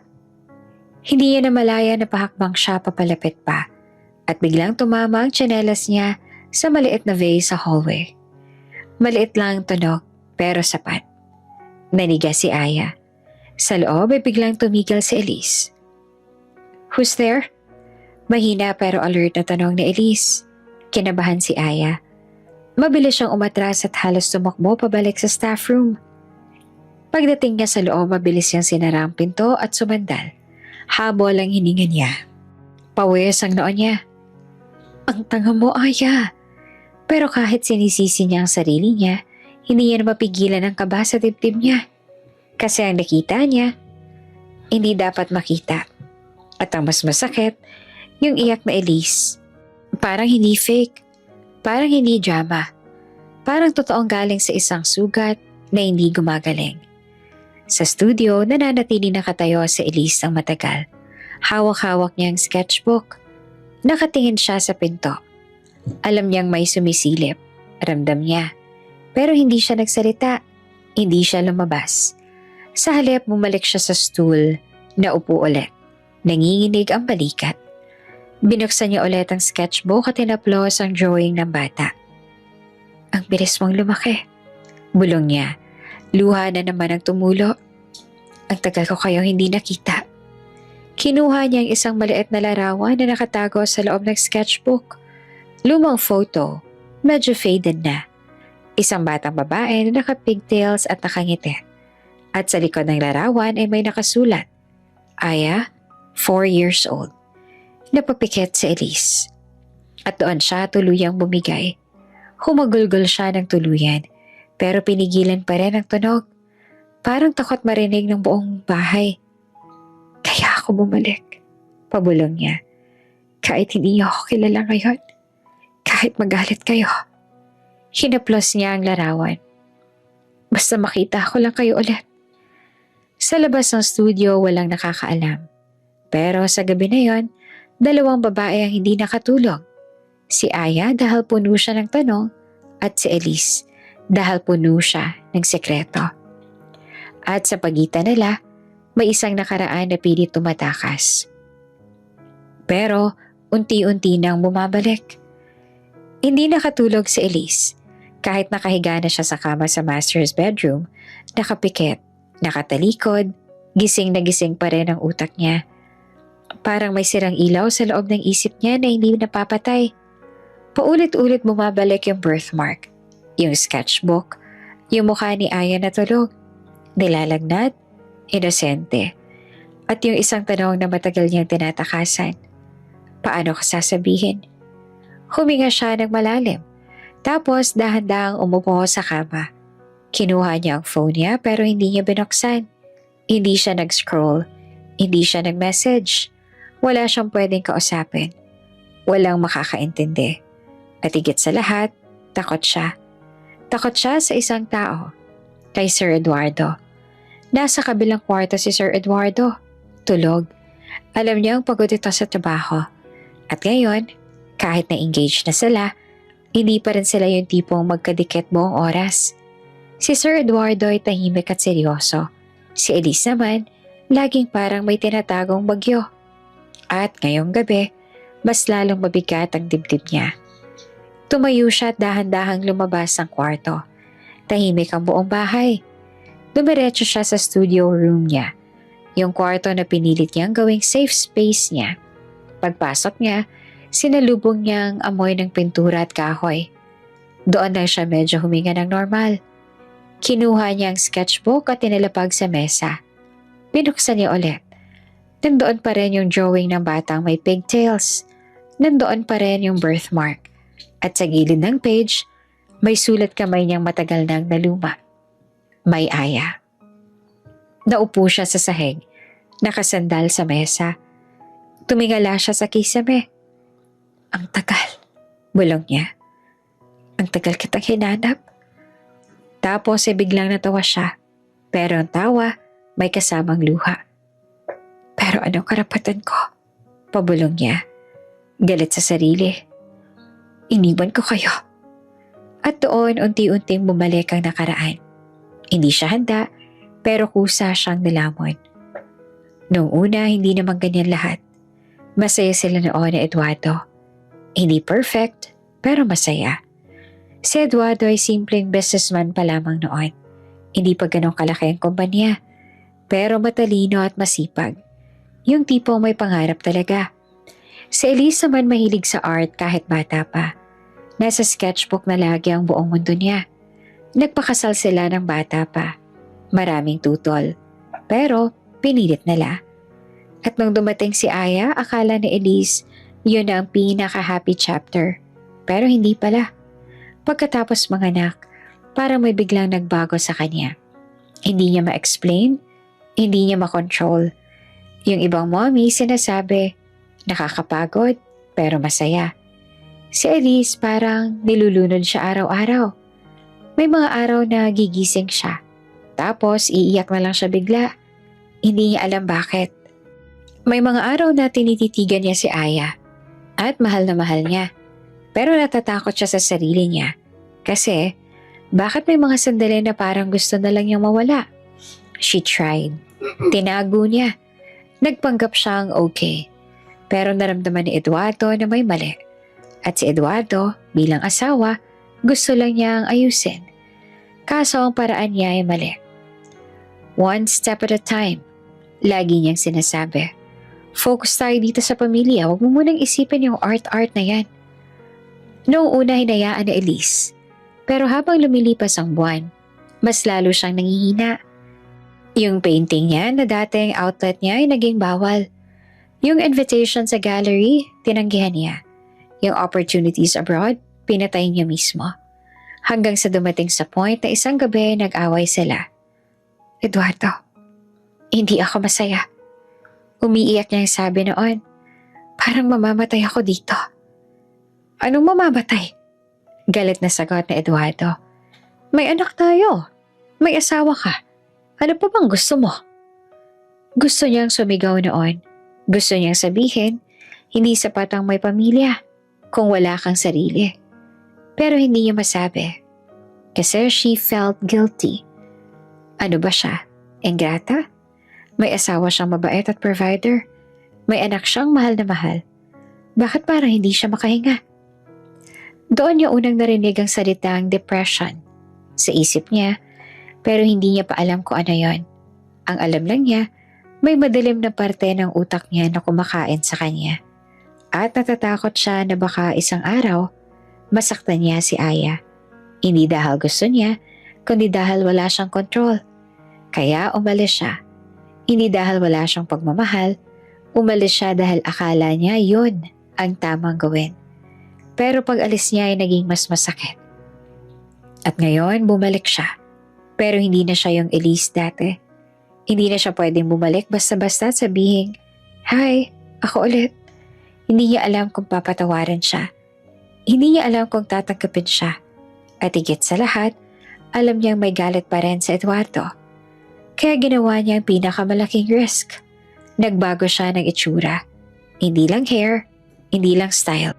Nagpa-plastic surgery siya. Maraming dahilan. Una, para hindi agad siya makilala. Pangalawa, para magkaroon ng chance bumalik nang hindi agad sinasara ang pinto. At pangatlo, ang hindi niya masabi kahit kanino. Ayaw niyang makita nila ang lumang Elise. Kasi sa lumang Elise, may kasamang sakit. May kasamang trauma. May kasamang pag-iwan. Nagbago siya para takasan yon. Pero kahit anong pagbabago sa mukha, ang puso niya, ganun pa rin. Tumingin si Elise sa painting sa easel. Ang bata nakatayo sa beach, alam niyang si Aya yon. At sa gilid ng canvas may nakasulat ng maliit. "Please forgive me." Muling tumulo ang luha niya. "Hindi ko alam kung paano," bulong niya. "Hindi ko alam kung paano ko kayo haharapin." Tahimik ang studio. Pero sa labas ng pinto, hindi niya alam na gising pa rin si Aya sa staff area. Yakap ang kumot. Hawak ang mga tanong na mas lalo pang dumami. At habang pareho silang binabagabag ng gabi, iisa lang ang malakas na katotohanan. Malapit nang mabunyag ang sikreto. At hindi na ito mapipigilan. Hindi na nakatiis si Aya. 3 araw na siyang hindi mapakali. 3 araw na siyang para bang may bato sa dibdib. Yung bigat na hindi niya matanggal kahit anong pilit niyang magpanggap na okay. Ang dami niyang nakita. Ang dami niyang naramdaman. Pero ang pinakamatindi sa lahat, yung tingin ni Elise. Hindi na iyon simpleng pagiging mabait. Hindi na rin iyon normal na concern. Parang may alarm. Parang may hinahanap. At si Aya, kahit ayaw niyang aminin, natatakot na siya. Kaya ngayong umaga, habang nakaharap siya sa salamin sa staff bathroom, tinitigan niya ang sarili niya na hindi niya nakilala. Naka-cap, naka-plain shirt, walang ayos. At higit sa lahat, may prosthetic siya. Hindi naman sobrang OA, pero sapat para magbago ang features niya. Isang manipis na prosthetic nose bridge, konting contour prosthetic sa jawline, at skin tape sa cheek area para medyo mag-ibang hugis ng mukha. Hindi man perfect pero enough para hindi agad siya makilala ng daddy niya kapag biglang nagkabanggaan sila. Ngayon, ramdam na ramdam niya na kung gaanong ka-stupid ang lahat. Enough! Bulong niya sa sarili at nanginginig ang labi. Tinanggal niya ang cap, tsaka siya huminga ng malalim. Tapos na. Hindi na siya magtatago. Hindi na siya magpapanggap. Hindi na siya magpapaloko sa sarili niyang fear. Lumabas siya ng staff area. Dumiretso sa main hallway. Umaandar ang paa niya pero parang lumulutang. Parang hindi siya makahinga. Narinig niya ang pag-ayos sa mga kasambahay sa kusina. Naririnig niya si Kuya Ramon sa labas. Normal ang lahat. Pero sa utak niya, parang may siren. Ngayon na to. Pagdating niya sa sala, naroon si Sir Eduardo. Nakaupo sa couch, may hawak na tablet at coffee mug. Tahimik, serious, parang usual. May mga papeles sa mesa, wedding stuff, business stuff, halo-halo. At sa kabilang side, naroon naman si Elise. Nakatayo siya malapit sa bintana. May hawak na folder. Simple lamang ang suot niya. Ang buhok ay nakatali. Pero kahit ganon, ang klase pa rin. Pagpasok ni Aya sa sala, napatingin silang dalawa. Sir, mahinang bati ni Aya. Pilit na nagpakumbaba. Sagot ni Sir Eduardo. Hindi gaanong tumingin. Ikaw yung bagong helper, right? Parang may sumaksa kay Aya sa dibdib. Oo, daddy niya yon. Pero ngayon, hindi siya kilala. Yes po, sagot ni Aya. Sir, may sasabihin po ako. Napatigil si Elise. Parang nalaki ang mata niya, pero hindi siya nagulat. Para bang inaantay niya ito. Sir Eduardo finally looked up. Ano yun? Huminga ng malalim si Aya. Ramdam niya ang pawis sa palad niya. Ramdam niya ang panginginig ng tuhod niya. Pero pinilit niyang tumayo ng tuwid. Sir, hindi po ako helper, sabi niya. Napakunot ang noo ni Sir Eduardo. Ano? Nabumilis ang tibok ng puso ni Aya. Nagpanggap lang po ako. Nagtaka si Sir Eduardo at napatingin kay Elise. Elise, ano to? Si Elise hindi rin nakapagsalita. Parang may luha sa mata niya, pero pinipigilan. At doon, naramdaman ni Aya ang sobrang galit. Hindi niya alam kung kanino. Kay Elise ba, sa daddy niya, o sa sarili niya. Pero sumabog siya. Oo, nagpanggap ako. Mas malakas ang boses ni Aya. Kasi gusto ko siyang kilatisin. Gusto kong malaman kung ano ba siya talaga. Tumayo si Eduardo at biglang nagbago ang aura. Aya May. Hindi ako si Aya May. Putol ni Aya at nangilid ang luha. Hindi yon ang pangalan ko. Tumigil ang mundo. Tahimik ang sala. Tapos ay dahan-dahang tinaas si Aya ang kamay niya sa mukha niya. Kinabahan ang daddy niya. Hindi alam ang nangyayari. Anong ginagawa mo? Pero hindi na siya tumigil. Hinila niya ang skin tape sa cheek area. Mabilis at parang nagtanggal ng mask. Ripped. Sumunod yung prosthetic contour sa jaw. Tapos, kinuha niya yung nose bridge prosthetic at tinanggal. Isa-isa. Parang hinuhubad niya hindi lang disguise, kundi pati takot niya. Nang matapos siya, tumulo na ang luha niya. At sa wakas, lumabas ang tunay niyang mukha. "Ako si Aya," sabi niya na nanginginig pero matapang. "Anak mo." Parang natulala si Sir Eduardo. Hindi agad siya nakapagsalita. Parang walang tunog ang bibig niya. Nanlaki ang mata niya na parang nakakita ng multo. "Aya?" Ulit niya na halos pabulong. Tumango si Aya, luha ng luha. "Oo." Biglang lumapit si Sir Eduardo. Para hindi makapaniwala. Tinitigan niya ng mabuti ang mukha niya. Para naghahanap ng proof kahit kaharap niya na. "Ano to?" Bulong niya. "Ano? Bakit?" At biglang bumagsak ang boses niya. "Bakit mo kinailangan gawin to, anak?" Tanong niya na puno ng sakit at gulat. "Bakit yan nagpakilala bilang katulong?" Umiiyak si Aya habang nakatayo. "Kasi may fiancé ka. Bigla-bigla na lang. Hindi ko naman siya kilala. Hindi ko alam kung anong pakay niya sa'yo. Bakit hindi mo sinabi sa akin?" Mas tumigas ang boses ni Sir Eduardo. "Kasi," sigaw ni Aya. "Kasi ayoko maramdaman ulit yung napatigil siya. Hindi niya masabi ang kasunod. Yung mawalan. Tahimik na naman.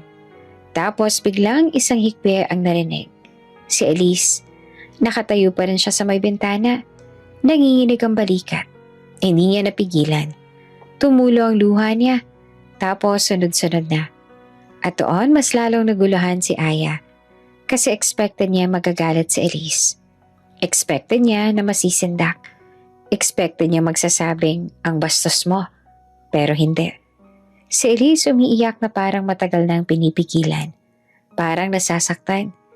Parang may guilt na sumisiksik palabas. "Aya." Mahina niyang tawag. Nanginginig ang boses. "I'm sorry." Nanlaki ang mata ni Aya. "Ha? Bakit ka nagsosorry?" Napatakip si Elise sa bibig niya. Lalo siyang humagulgol. "Sorry. I'm sorry." Napatingin si Sir Eduardo kay Elise. Gulat at iritado. "Elise, ano nangyayari?" Pero si Elise hindi makasagot. Parang masyadong mabigat. At doon napansin ni Aya ang pinaka-weird. Hindi siya nagulat. Hindi siya yung OMG. Anak pala siya? Parang alam na niya. Parang matagal niya nang alam na si Aya ang nasa harap niya. Parang inaantay lang niya ang moment na to. "Ano ka ba?" Bulong ni Aya na nanlalamig. "Anong alam mo?" Hindi sumagot si Elise. Pero ang mga mata niya, punong-puno ng pagsisisi. Sa loob ng dibdib niya, ni Aya, may nagsimulang bumukas sa pinto. Isang hinala, isang takot, isang bagay na hindi niya kayang isipin. Pero pinilit niyang pumapasok sa katotohanan. At sa gitna ng katahimikan, sinabi ni Sir Eduardo ang salitang lalo pang nagpalala. "Elise," malamig yung tanong. "Anong connection mo sa anak ko?" Nanigas si Elise. At si Aya, dahan-dahang napalingon. Hindi na galit. Hindi na matapang. Kundi, takot na takot. Kasi alam niyang may kasunod na mas malaking pagsabog. Parang may humigpit na tali sa leeg ni Aya. Pagkatapos niya magpakilala, parang walang hangin sa sala. Tahimik si Sir Eduardo. Tahimik si Aya. Pero si Elise, umiiyak nang umiiyak na parang sasabog ang dibdib. "Anong connection mo sa anak ko?" Ulit ni Sir Eduardo na mas mababa na ang boses. Mas delikado.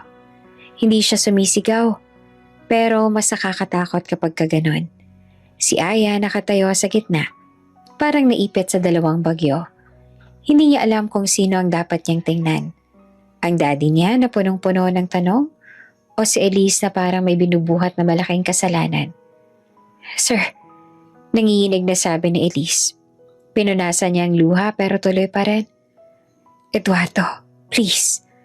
Napakagat si Aya sa labi niya. Narinig niya yung Eduardo. Hindi siya tinawag na sir. Hindi love. Hindi fiancé tone. Kundi yung tono na parang matagal na siyang kakalala. At doon ay lalo siyang kinabahan. Bakit mo siya tinawag sa first name niya? Tanong ni Aya na halos pabulong pero malinaw ang diin. Napatigil si Elise. Parang biglang napalingon sa kanya. At sa titing ni Elise kay Aya, nakita ni Aya ang isang bagay na hindi niya inaasahan. Sobrang pagmamahal. Hindi sweet, hindi fake. Yung klase ng tingin na parang matagal nang nasaktan. Yung tingin na parang anak. Because, nanginginig na sabi ni Elise. Because I know him. Tumayo si Sir Eduardo ng diretso. Siyempre, kilala mo ako. Fiancé kita. Pero hindi yan ang sagot. Lumapit siya ng isang hikbang. Bakit ka umiiyak? Bakit parang may utang kang malaki? Hindi naman kumibo si Elise. Lumalakas lang ang hikbi niya. Si Aya naman biglang sumingit. Hindi na mapigilan ng emosyon. Ano to, Madam Elise? Ano ba to? Napapikit si Elise. Tapos dahan-dahan siyang lumapit kay Aya. Dahan-dahan din siyang lumapit kay Sir Eduardo. Parang gusto niyang sabihin ng tama. Pero hindi niya alam paano. Please, bulong ni Elise. Nanginginig ang kamay. Bago kayo magalit, pakinggan niyo muna ako. Hindi ka pa ba nagsasabi? Biglang tumaas ang boses ni Sir Eduardo. Elise, ano nangyayari? Tumalon si Aya sa gulat. Ngayon lang niya narinig na sumigaw ang daddy niya ng ganon. Yung galit na talagang galit. Si Elise na paatras pero kahit nakinginig siya, hindi na siya umatras ulit. Parang nagdesisyon na siya. Sinara niya ang mata niya, tapos huminga ng malalim. Parang kinukuha ang lakas. At kung sasabihin ko, sabi ni Elise na halos pabulong, na hindi ako si Elise lang. Namilog ang mata ni Aya. Tumingin siya kay Elise, mula ulo hanggang paa. Simple, classy, mabait. Pero may lihim nga. Then who are you? Tanong ni Aya na nanginginig ang boses. Sino ka ba talaga? Nanlaban pa rin si Elise. Pero unti-unting bumigay ang mukha niya. Hindi ko gustong bumalik sa buhay niya sa ganitong paraan, sabi niya. Pero natakot ako. Natakot ako na pag nakita niyo ako, hindi niyo ako papakinggan. Bakit? Tanong ni Sir Eduardo na mas mabigat. Hindi naman sumagot si Elise agad. Tapos, dahan-dahan niyang tinanggal ang necklace sa leeg niya. Isang simpleng pendant. Binuksan niya yon. May maliit na picture sa loob. Lumang photo. Isang babaeng nakangiti habang karga ang baby. At kahit faded ang photo, kitang-kita ang mukha niya. Naliga si Aya. Kasi kahit hindi niya nakilala ang mukha sa unang tingin, nakita niya yung baby. At alam niya kung sino yon. Siya. Baby Aya. Hindi. Lumabas sa bulong ni Aya. Si Sir Eduardo, biglang napatigil din. Lumapit siya at kinuha ang pendant. Tinitigan ng mabuti. Parang biglang namutla ang mukha niya. Wag. Bulong niya na parang nakikipag-away sa memorya. Hindi. Pero huli na. Dahan-dahang tumingala si Elise. At sa wakas, sinabi niya ang katotohanang matagal niyang tinakasan. Ako si Elise. Nanginginig niyang sabi. Pero dati, iba ang mukha ko. Tumulo ang luha niya. Ako ang unang asawa mo, Eduardo. Napatigil ang mundo. Parang may sumabog sa dibdib ni Aya. Nanlamig ang katawan niya. Parang biglang nawala ang boses niya. Si Sir Eduardo parang hindi makahinga. Ano? At yung huling pa ako ang mommy ni Aya. Parang nag-blackout ang utak ni Aya. Hindi. Mahinang sabi niya. Nanginginig ang boses. Hindi. Sinasabi mo lang yan. Lumapit si Elise kay Aya. Nanginginig ang kamay. Aya? Pero umatras si Aya. Parang natakot. Huwag mo akong hawakan! Sigaw niya. Napahinto si Elise na parang nasaksak. Niloko mo ko. Nanginginig na sabi ni Aya. Luha ng luha. Niloko mo ko. Buong buhay ko. Aya, please. Buong buhay ko. Sigaw ni Aya ulit. Mas malakas. Kung mommy ka, bakit mo ako iniwan? Bakit ka bumalik ngayon tapos magpapanggap ka pa? Hindi na makasagot si Elise. Humagulgol siya ng tuluyan. Ako yung batang iniwan? Iyak ni Aya. Hindi na niya kayang pigilan ng sakit. Ako yung naghintay sa pinto. Ako yung naniwala na babalik ka. Tapos ngayon, nandito ka na parang wala lang. Lumapit si Sir Eduardo kay Elise. Nanginginig sa galit. So, ikaw? Bulong niya. Ikaw si... Hindi niya mabanggit ang pangalan. Parang masyadong masakit. Bakit? Sigaw niya at biglang sumabog. Bakit ka bumalik? Bakit ibang tao ka? Bakit hindi ka nagsabi kaagad? Elise cried harder. Kasi natakot ako. Takot ka? Halos umuga ang sala sa sigaw ni Eduardo. Kami nga ang iniwan mo. Anak mo ang iniwan mo. Napatakip si Aya sa tenga niya. Parang masakit pakinggan. Pero sa kabilang banda, gusto niyang marinig. Gusto niyang marinig na galit si Daddy. Kasi siya rin ay galit. Pero habang nakikita niya si Elise na umiiyak, parang basag na basag. Mas lalo siyang naguguluhan. Bakit nagpa-plastic surgery ka? Tanong ni Aya na nanginginig ang boses. Bakit kailangan mo magtago? Elise wiped her tears but failed. Hindi ko alam kung may karapatan pa akong bumalik. Sabi niya. Hindi ko alam kung tatanggapin niyo pa ako kaya niloko mo kami. Putol na Sir Eduardo. Ginawa mo pa akong tanga? Hindi yun ang gusto ko. Sabi ni Elise na umiiyak. Gusto ko lang makita kayo ulit. Si Aya ay biglang sumingit. May halo ng puot at lungkot. Hindi po kami pwedeng balikan na parang movie. Hindi to fairy tale. Alam ko. Sagot ni Elise na halos bulong. Alam ko pero... Tumingin siya kay Aya at yung titig na punong-puno ng regret. Anak, I'm sorry. At sa salitang yon, parang mas lalong nabasag si Aya. Kasi yon ang salitang matagal niyang hinintay noon. Pero nung dumating na, hindi niya alam kung tatanggapin pa niya. At sa gabing yon, isang katotohanan ng malinaw. Hindi lamang sekreto ang nabunyag, kundi sugat na matagal nang nakabaon. At ngayon lang ulit, binuksan. Hindi na sumagot si Aya. Pagkatapos ng revelasyon, pagkatapos marinig ang salitang, "Ako ang mommy mo," parang may pumitik sa utak niya. Biglang naging sobrang ingay ng mundo. Pero sabay, sobrang tahimik din. Hindi niya na kayang tumingin pa kay Elise. Hindi niya kayang makita yung daddy niya na galit at nasasaktan. At higit sa lahat, hindi niya kayang tanggapin na yung taong hinahanap niya buong buhay niya ay nandito na ngayon. Pero hindi siya masaya. Nanginginig ang kamay ni Aya habang hinahakbang niya palayo sa sala. Aya! Sigaw ni Sir Eduardo. Aya, bumalik ka dito! Pero hindi siya lumingon. Parang pag lumingon siya, guguho siya. Kaya tumakbo siya. Dumiretso siya sa staff area. Halos sumagulgol na pero pinigilan niya ang tunog. Binuksan niya ang maliit niyang cabinet, kinuha ang bag niya. Walang ayos-ayos. Siniksik niya lahat. Phone, wallet, charger, kahit yung lumang cap niya. Wala siyang pakialam kung halatang nagmamadali. Gusto lang niyang makalabas. Paglabas niya sa likod ng bahay, Malamig ang hangin.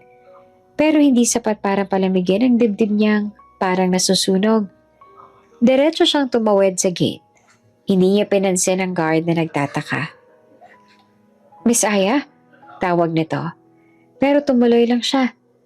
Lumabas siya sa kalsada na hindi alam kung saan pupunta. Basta ang alam niya, hindi dito. Hindi sa bahay na biglang nagkaroon ng multo ng nakaraan. Hindi sa bahay na ginawang teatro ang buhay niya. 3 araw. 3 araw na walang balita si Aya. Walang reply, walang tawag na sinasagot. Si Manang Dita at Ate Mercy halos hindi makakain sa pag-aalala. Si Kuya Ramon paulit-ulit na nag-o-offer na maghanap. Pero ang pinakawasak, si Sir Eduardo. Noong unang araw, halos buong gabi siyang hindi umalis sa sala. Nakatayo lang siya sa may bintana. Hawak ang phone. Paulit-ulit na tinatawagan si Aya. "Aya, please answer." Bulong niya at halos hindi na boses. Pagdating ng umaga, nagpunta siya sa kwarto ni Aya. Yung totoong kwarto. Hindi staff room. At doon niya nakita ang isang bagay na mas sumakit. Nakaayos lahat. Parang walang anak na umalis. Parang walang Aya na umiiyak. Tanging sa drawer may naiwan na lumang stuffed toy. Yung teddy bear na hawak ni Aya nung bata pa siya. Doon ay biglang umupo si Sir Eduardo sa gilid ng kama at pinisel ang mata niya. "Lord, anak ko yun?" Bulong niya. "Anak ko." Hindi niya alam kung paano niya aayusin. Galit siya kay Elise, pero galit din siya sa sarili niya. Kasi bakit hindi niya napansin?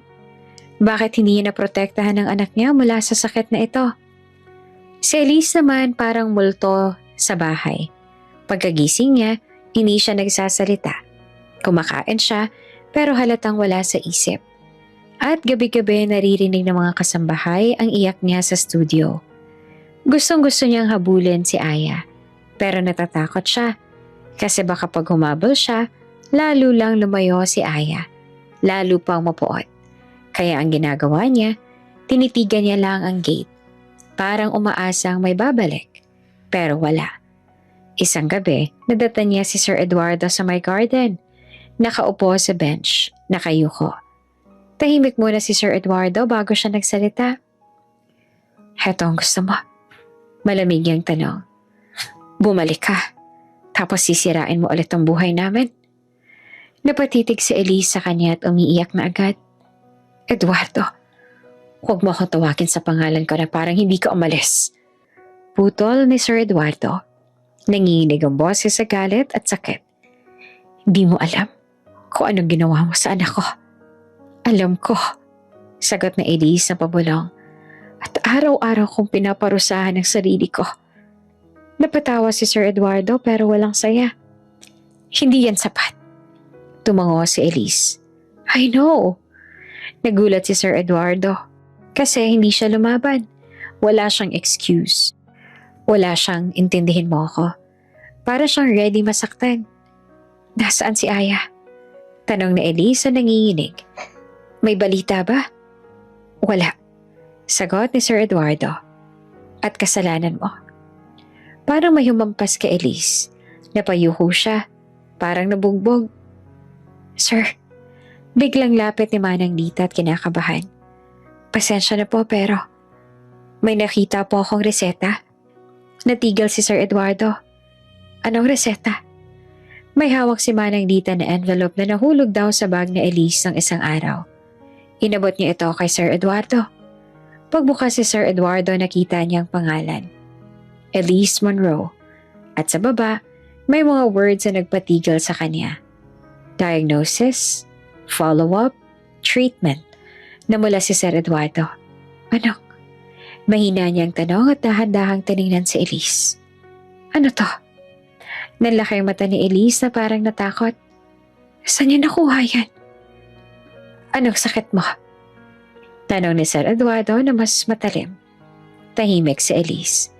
Huminga siya ng malalim.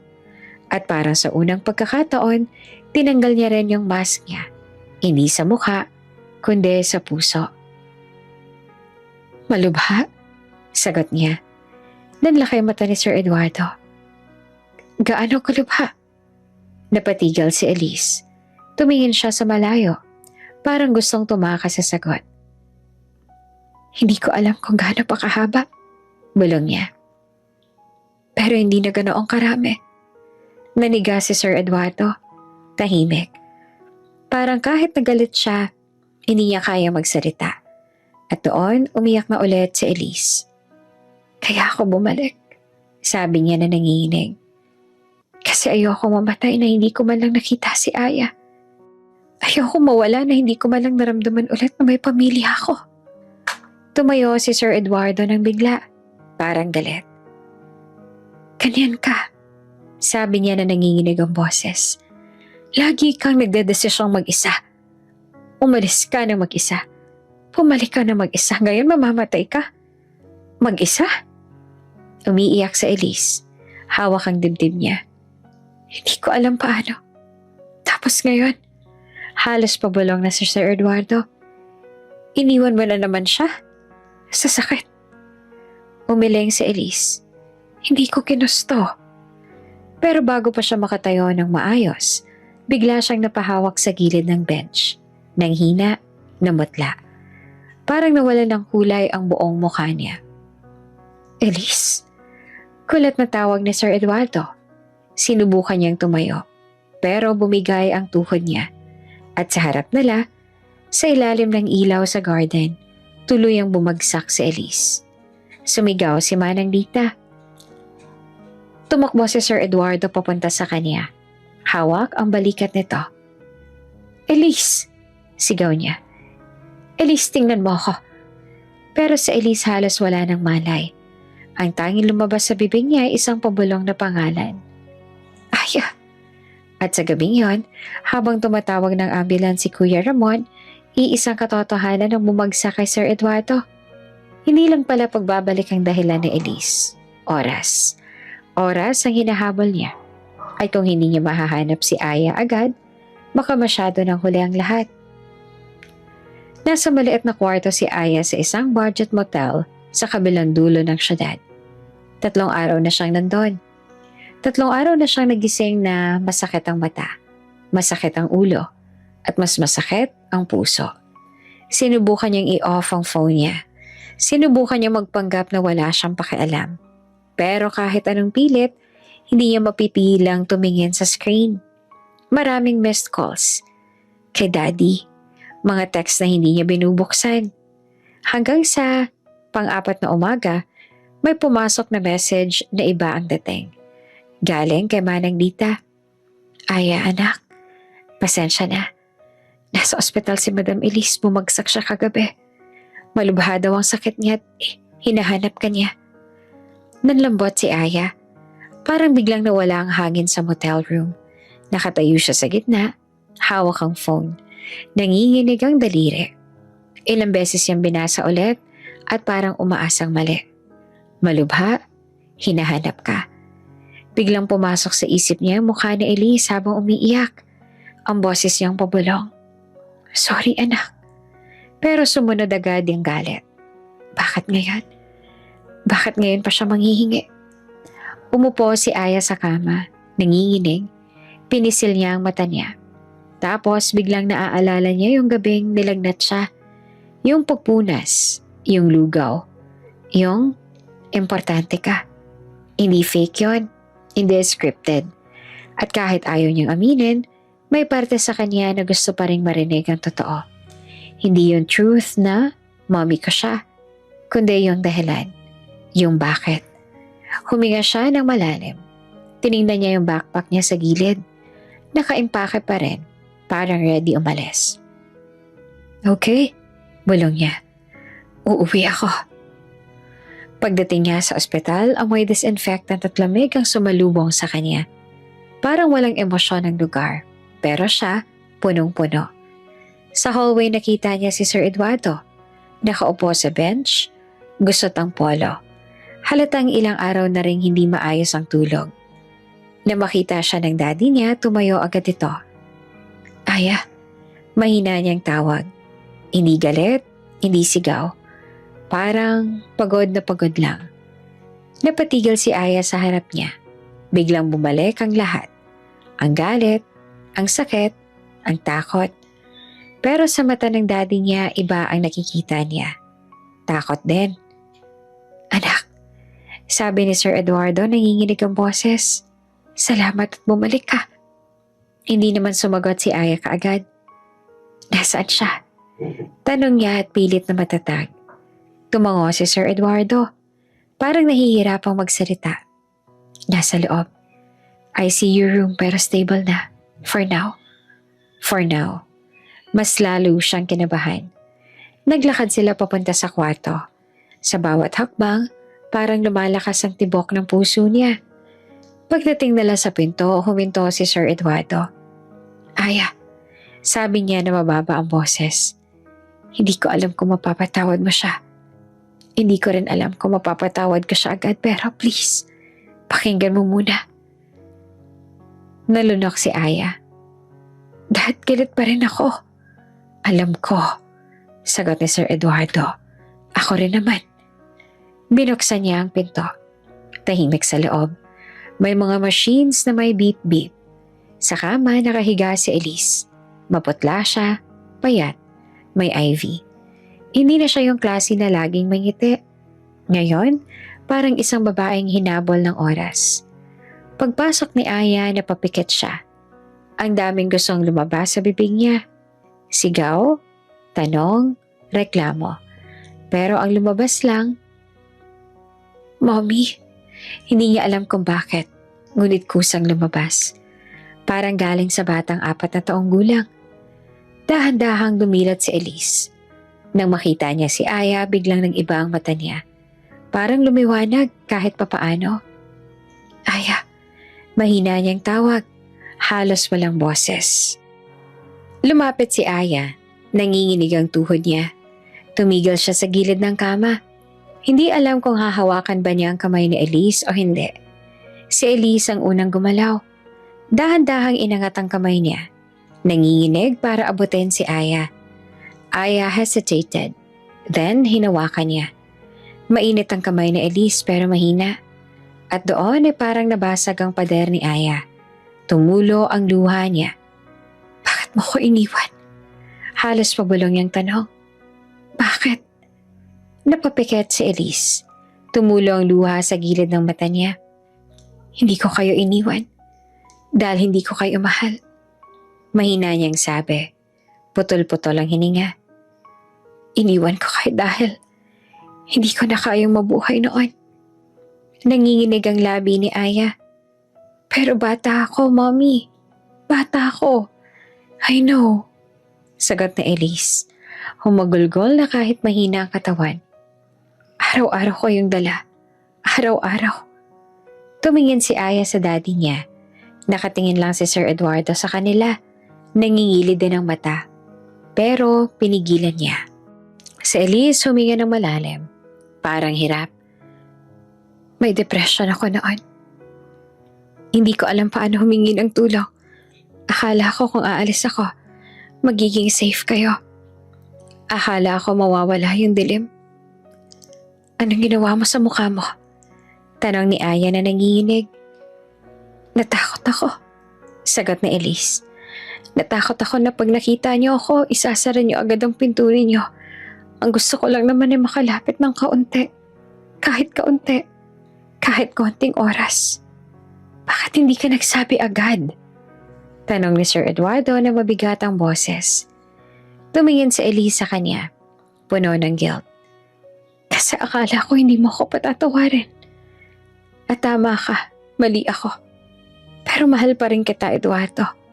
Mahal ko pa rin kayo. Tahimik si Sir Eduardo. Huminga siya ng malalim. Parang nilulunok niya ang galit. Galit ako. Sabi niya na nanginginig ang boses. Pero mahal pa rin kita. Parang napaluha naman si Elise ang malakas. At si Aya, hindi niya na napigilan. Yumuko siya at niyakap ang mami niya. Mahigpit. Parang takot na mawala ulit. Sa yakap na yon, parang may bumalik na bata sa loob niya. Yung batang naghihintay sa pinto. At ngayon, kahit late, may yakap na dumating. Hindi ko alam kung mapapatawad kita agad. Umiiyak na sabi ni Aya. Pero ayoko rin na mawala ka ng dahil hindi ko sinusubukan. Thank you, bulong ni Elise. Thank you, anak. Nagyakapan silang tatlo. Si Aya, Elise at Sir Eduardo. Hindi perfect, hindi magically okay lahat. Pero totoo. Paglabas sila ng kwarto, umupo si Aya sa bench kasama si daddy niya.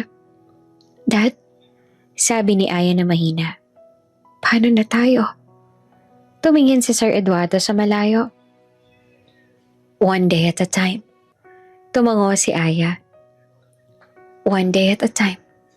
Sa loob ng kwarto, naririnig pa rin nila yung beep ng machine. Paalala na hindi unlimited ang oras. Pero kahit bittersweet, sa unang pagkakataon sa matagal na panahon, may sinag ng pag-asa sa puso ni Aya. Hindi dahil gumaling na ang sugat, kundi dahil nagsimula na silang harapin ito. Magkasama.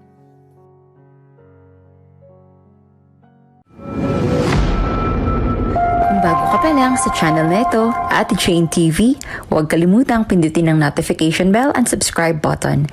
Sana po hindi naman malaking abala sa inyo ang pagpindot ng subscribe button dahil ang kapalit po nito ay ang pagsuporta para makapag-produce ng mga libreng stories sa mga channels ni Ate Jane. Maraming salamat!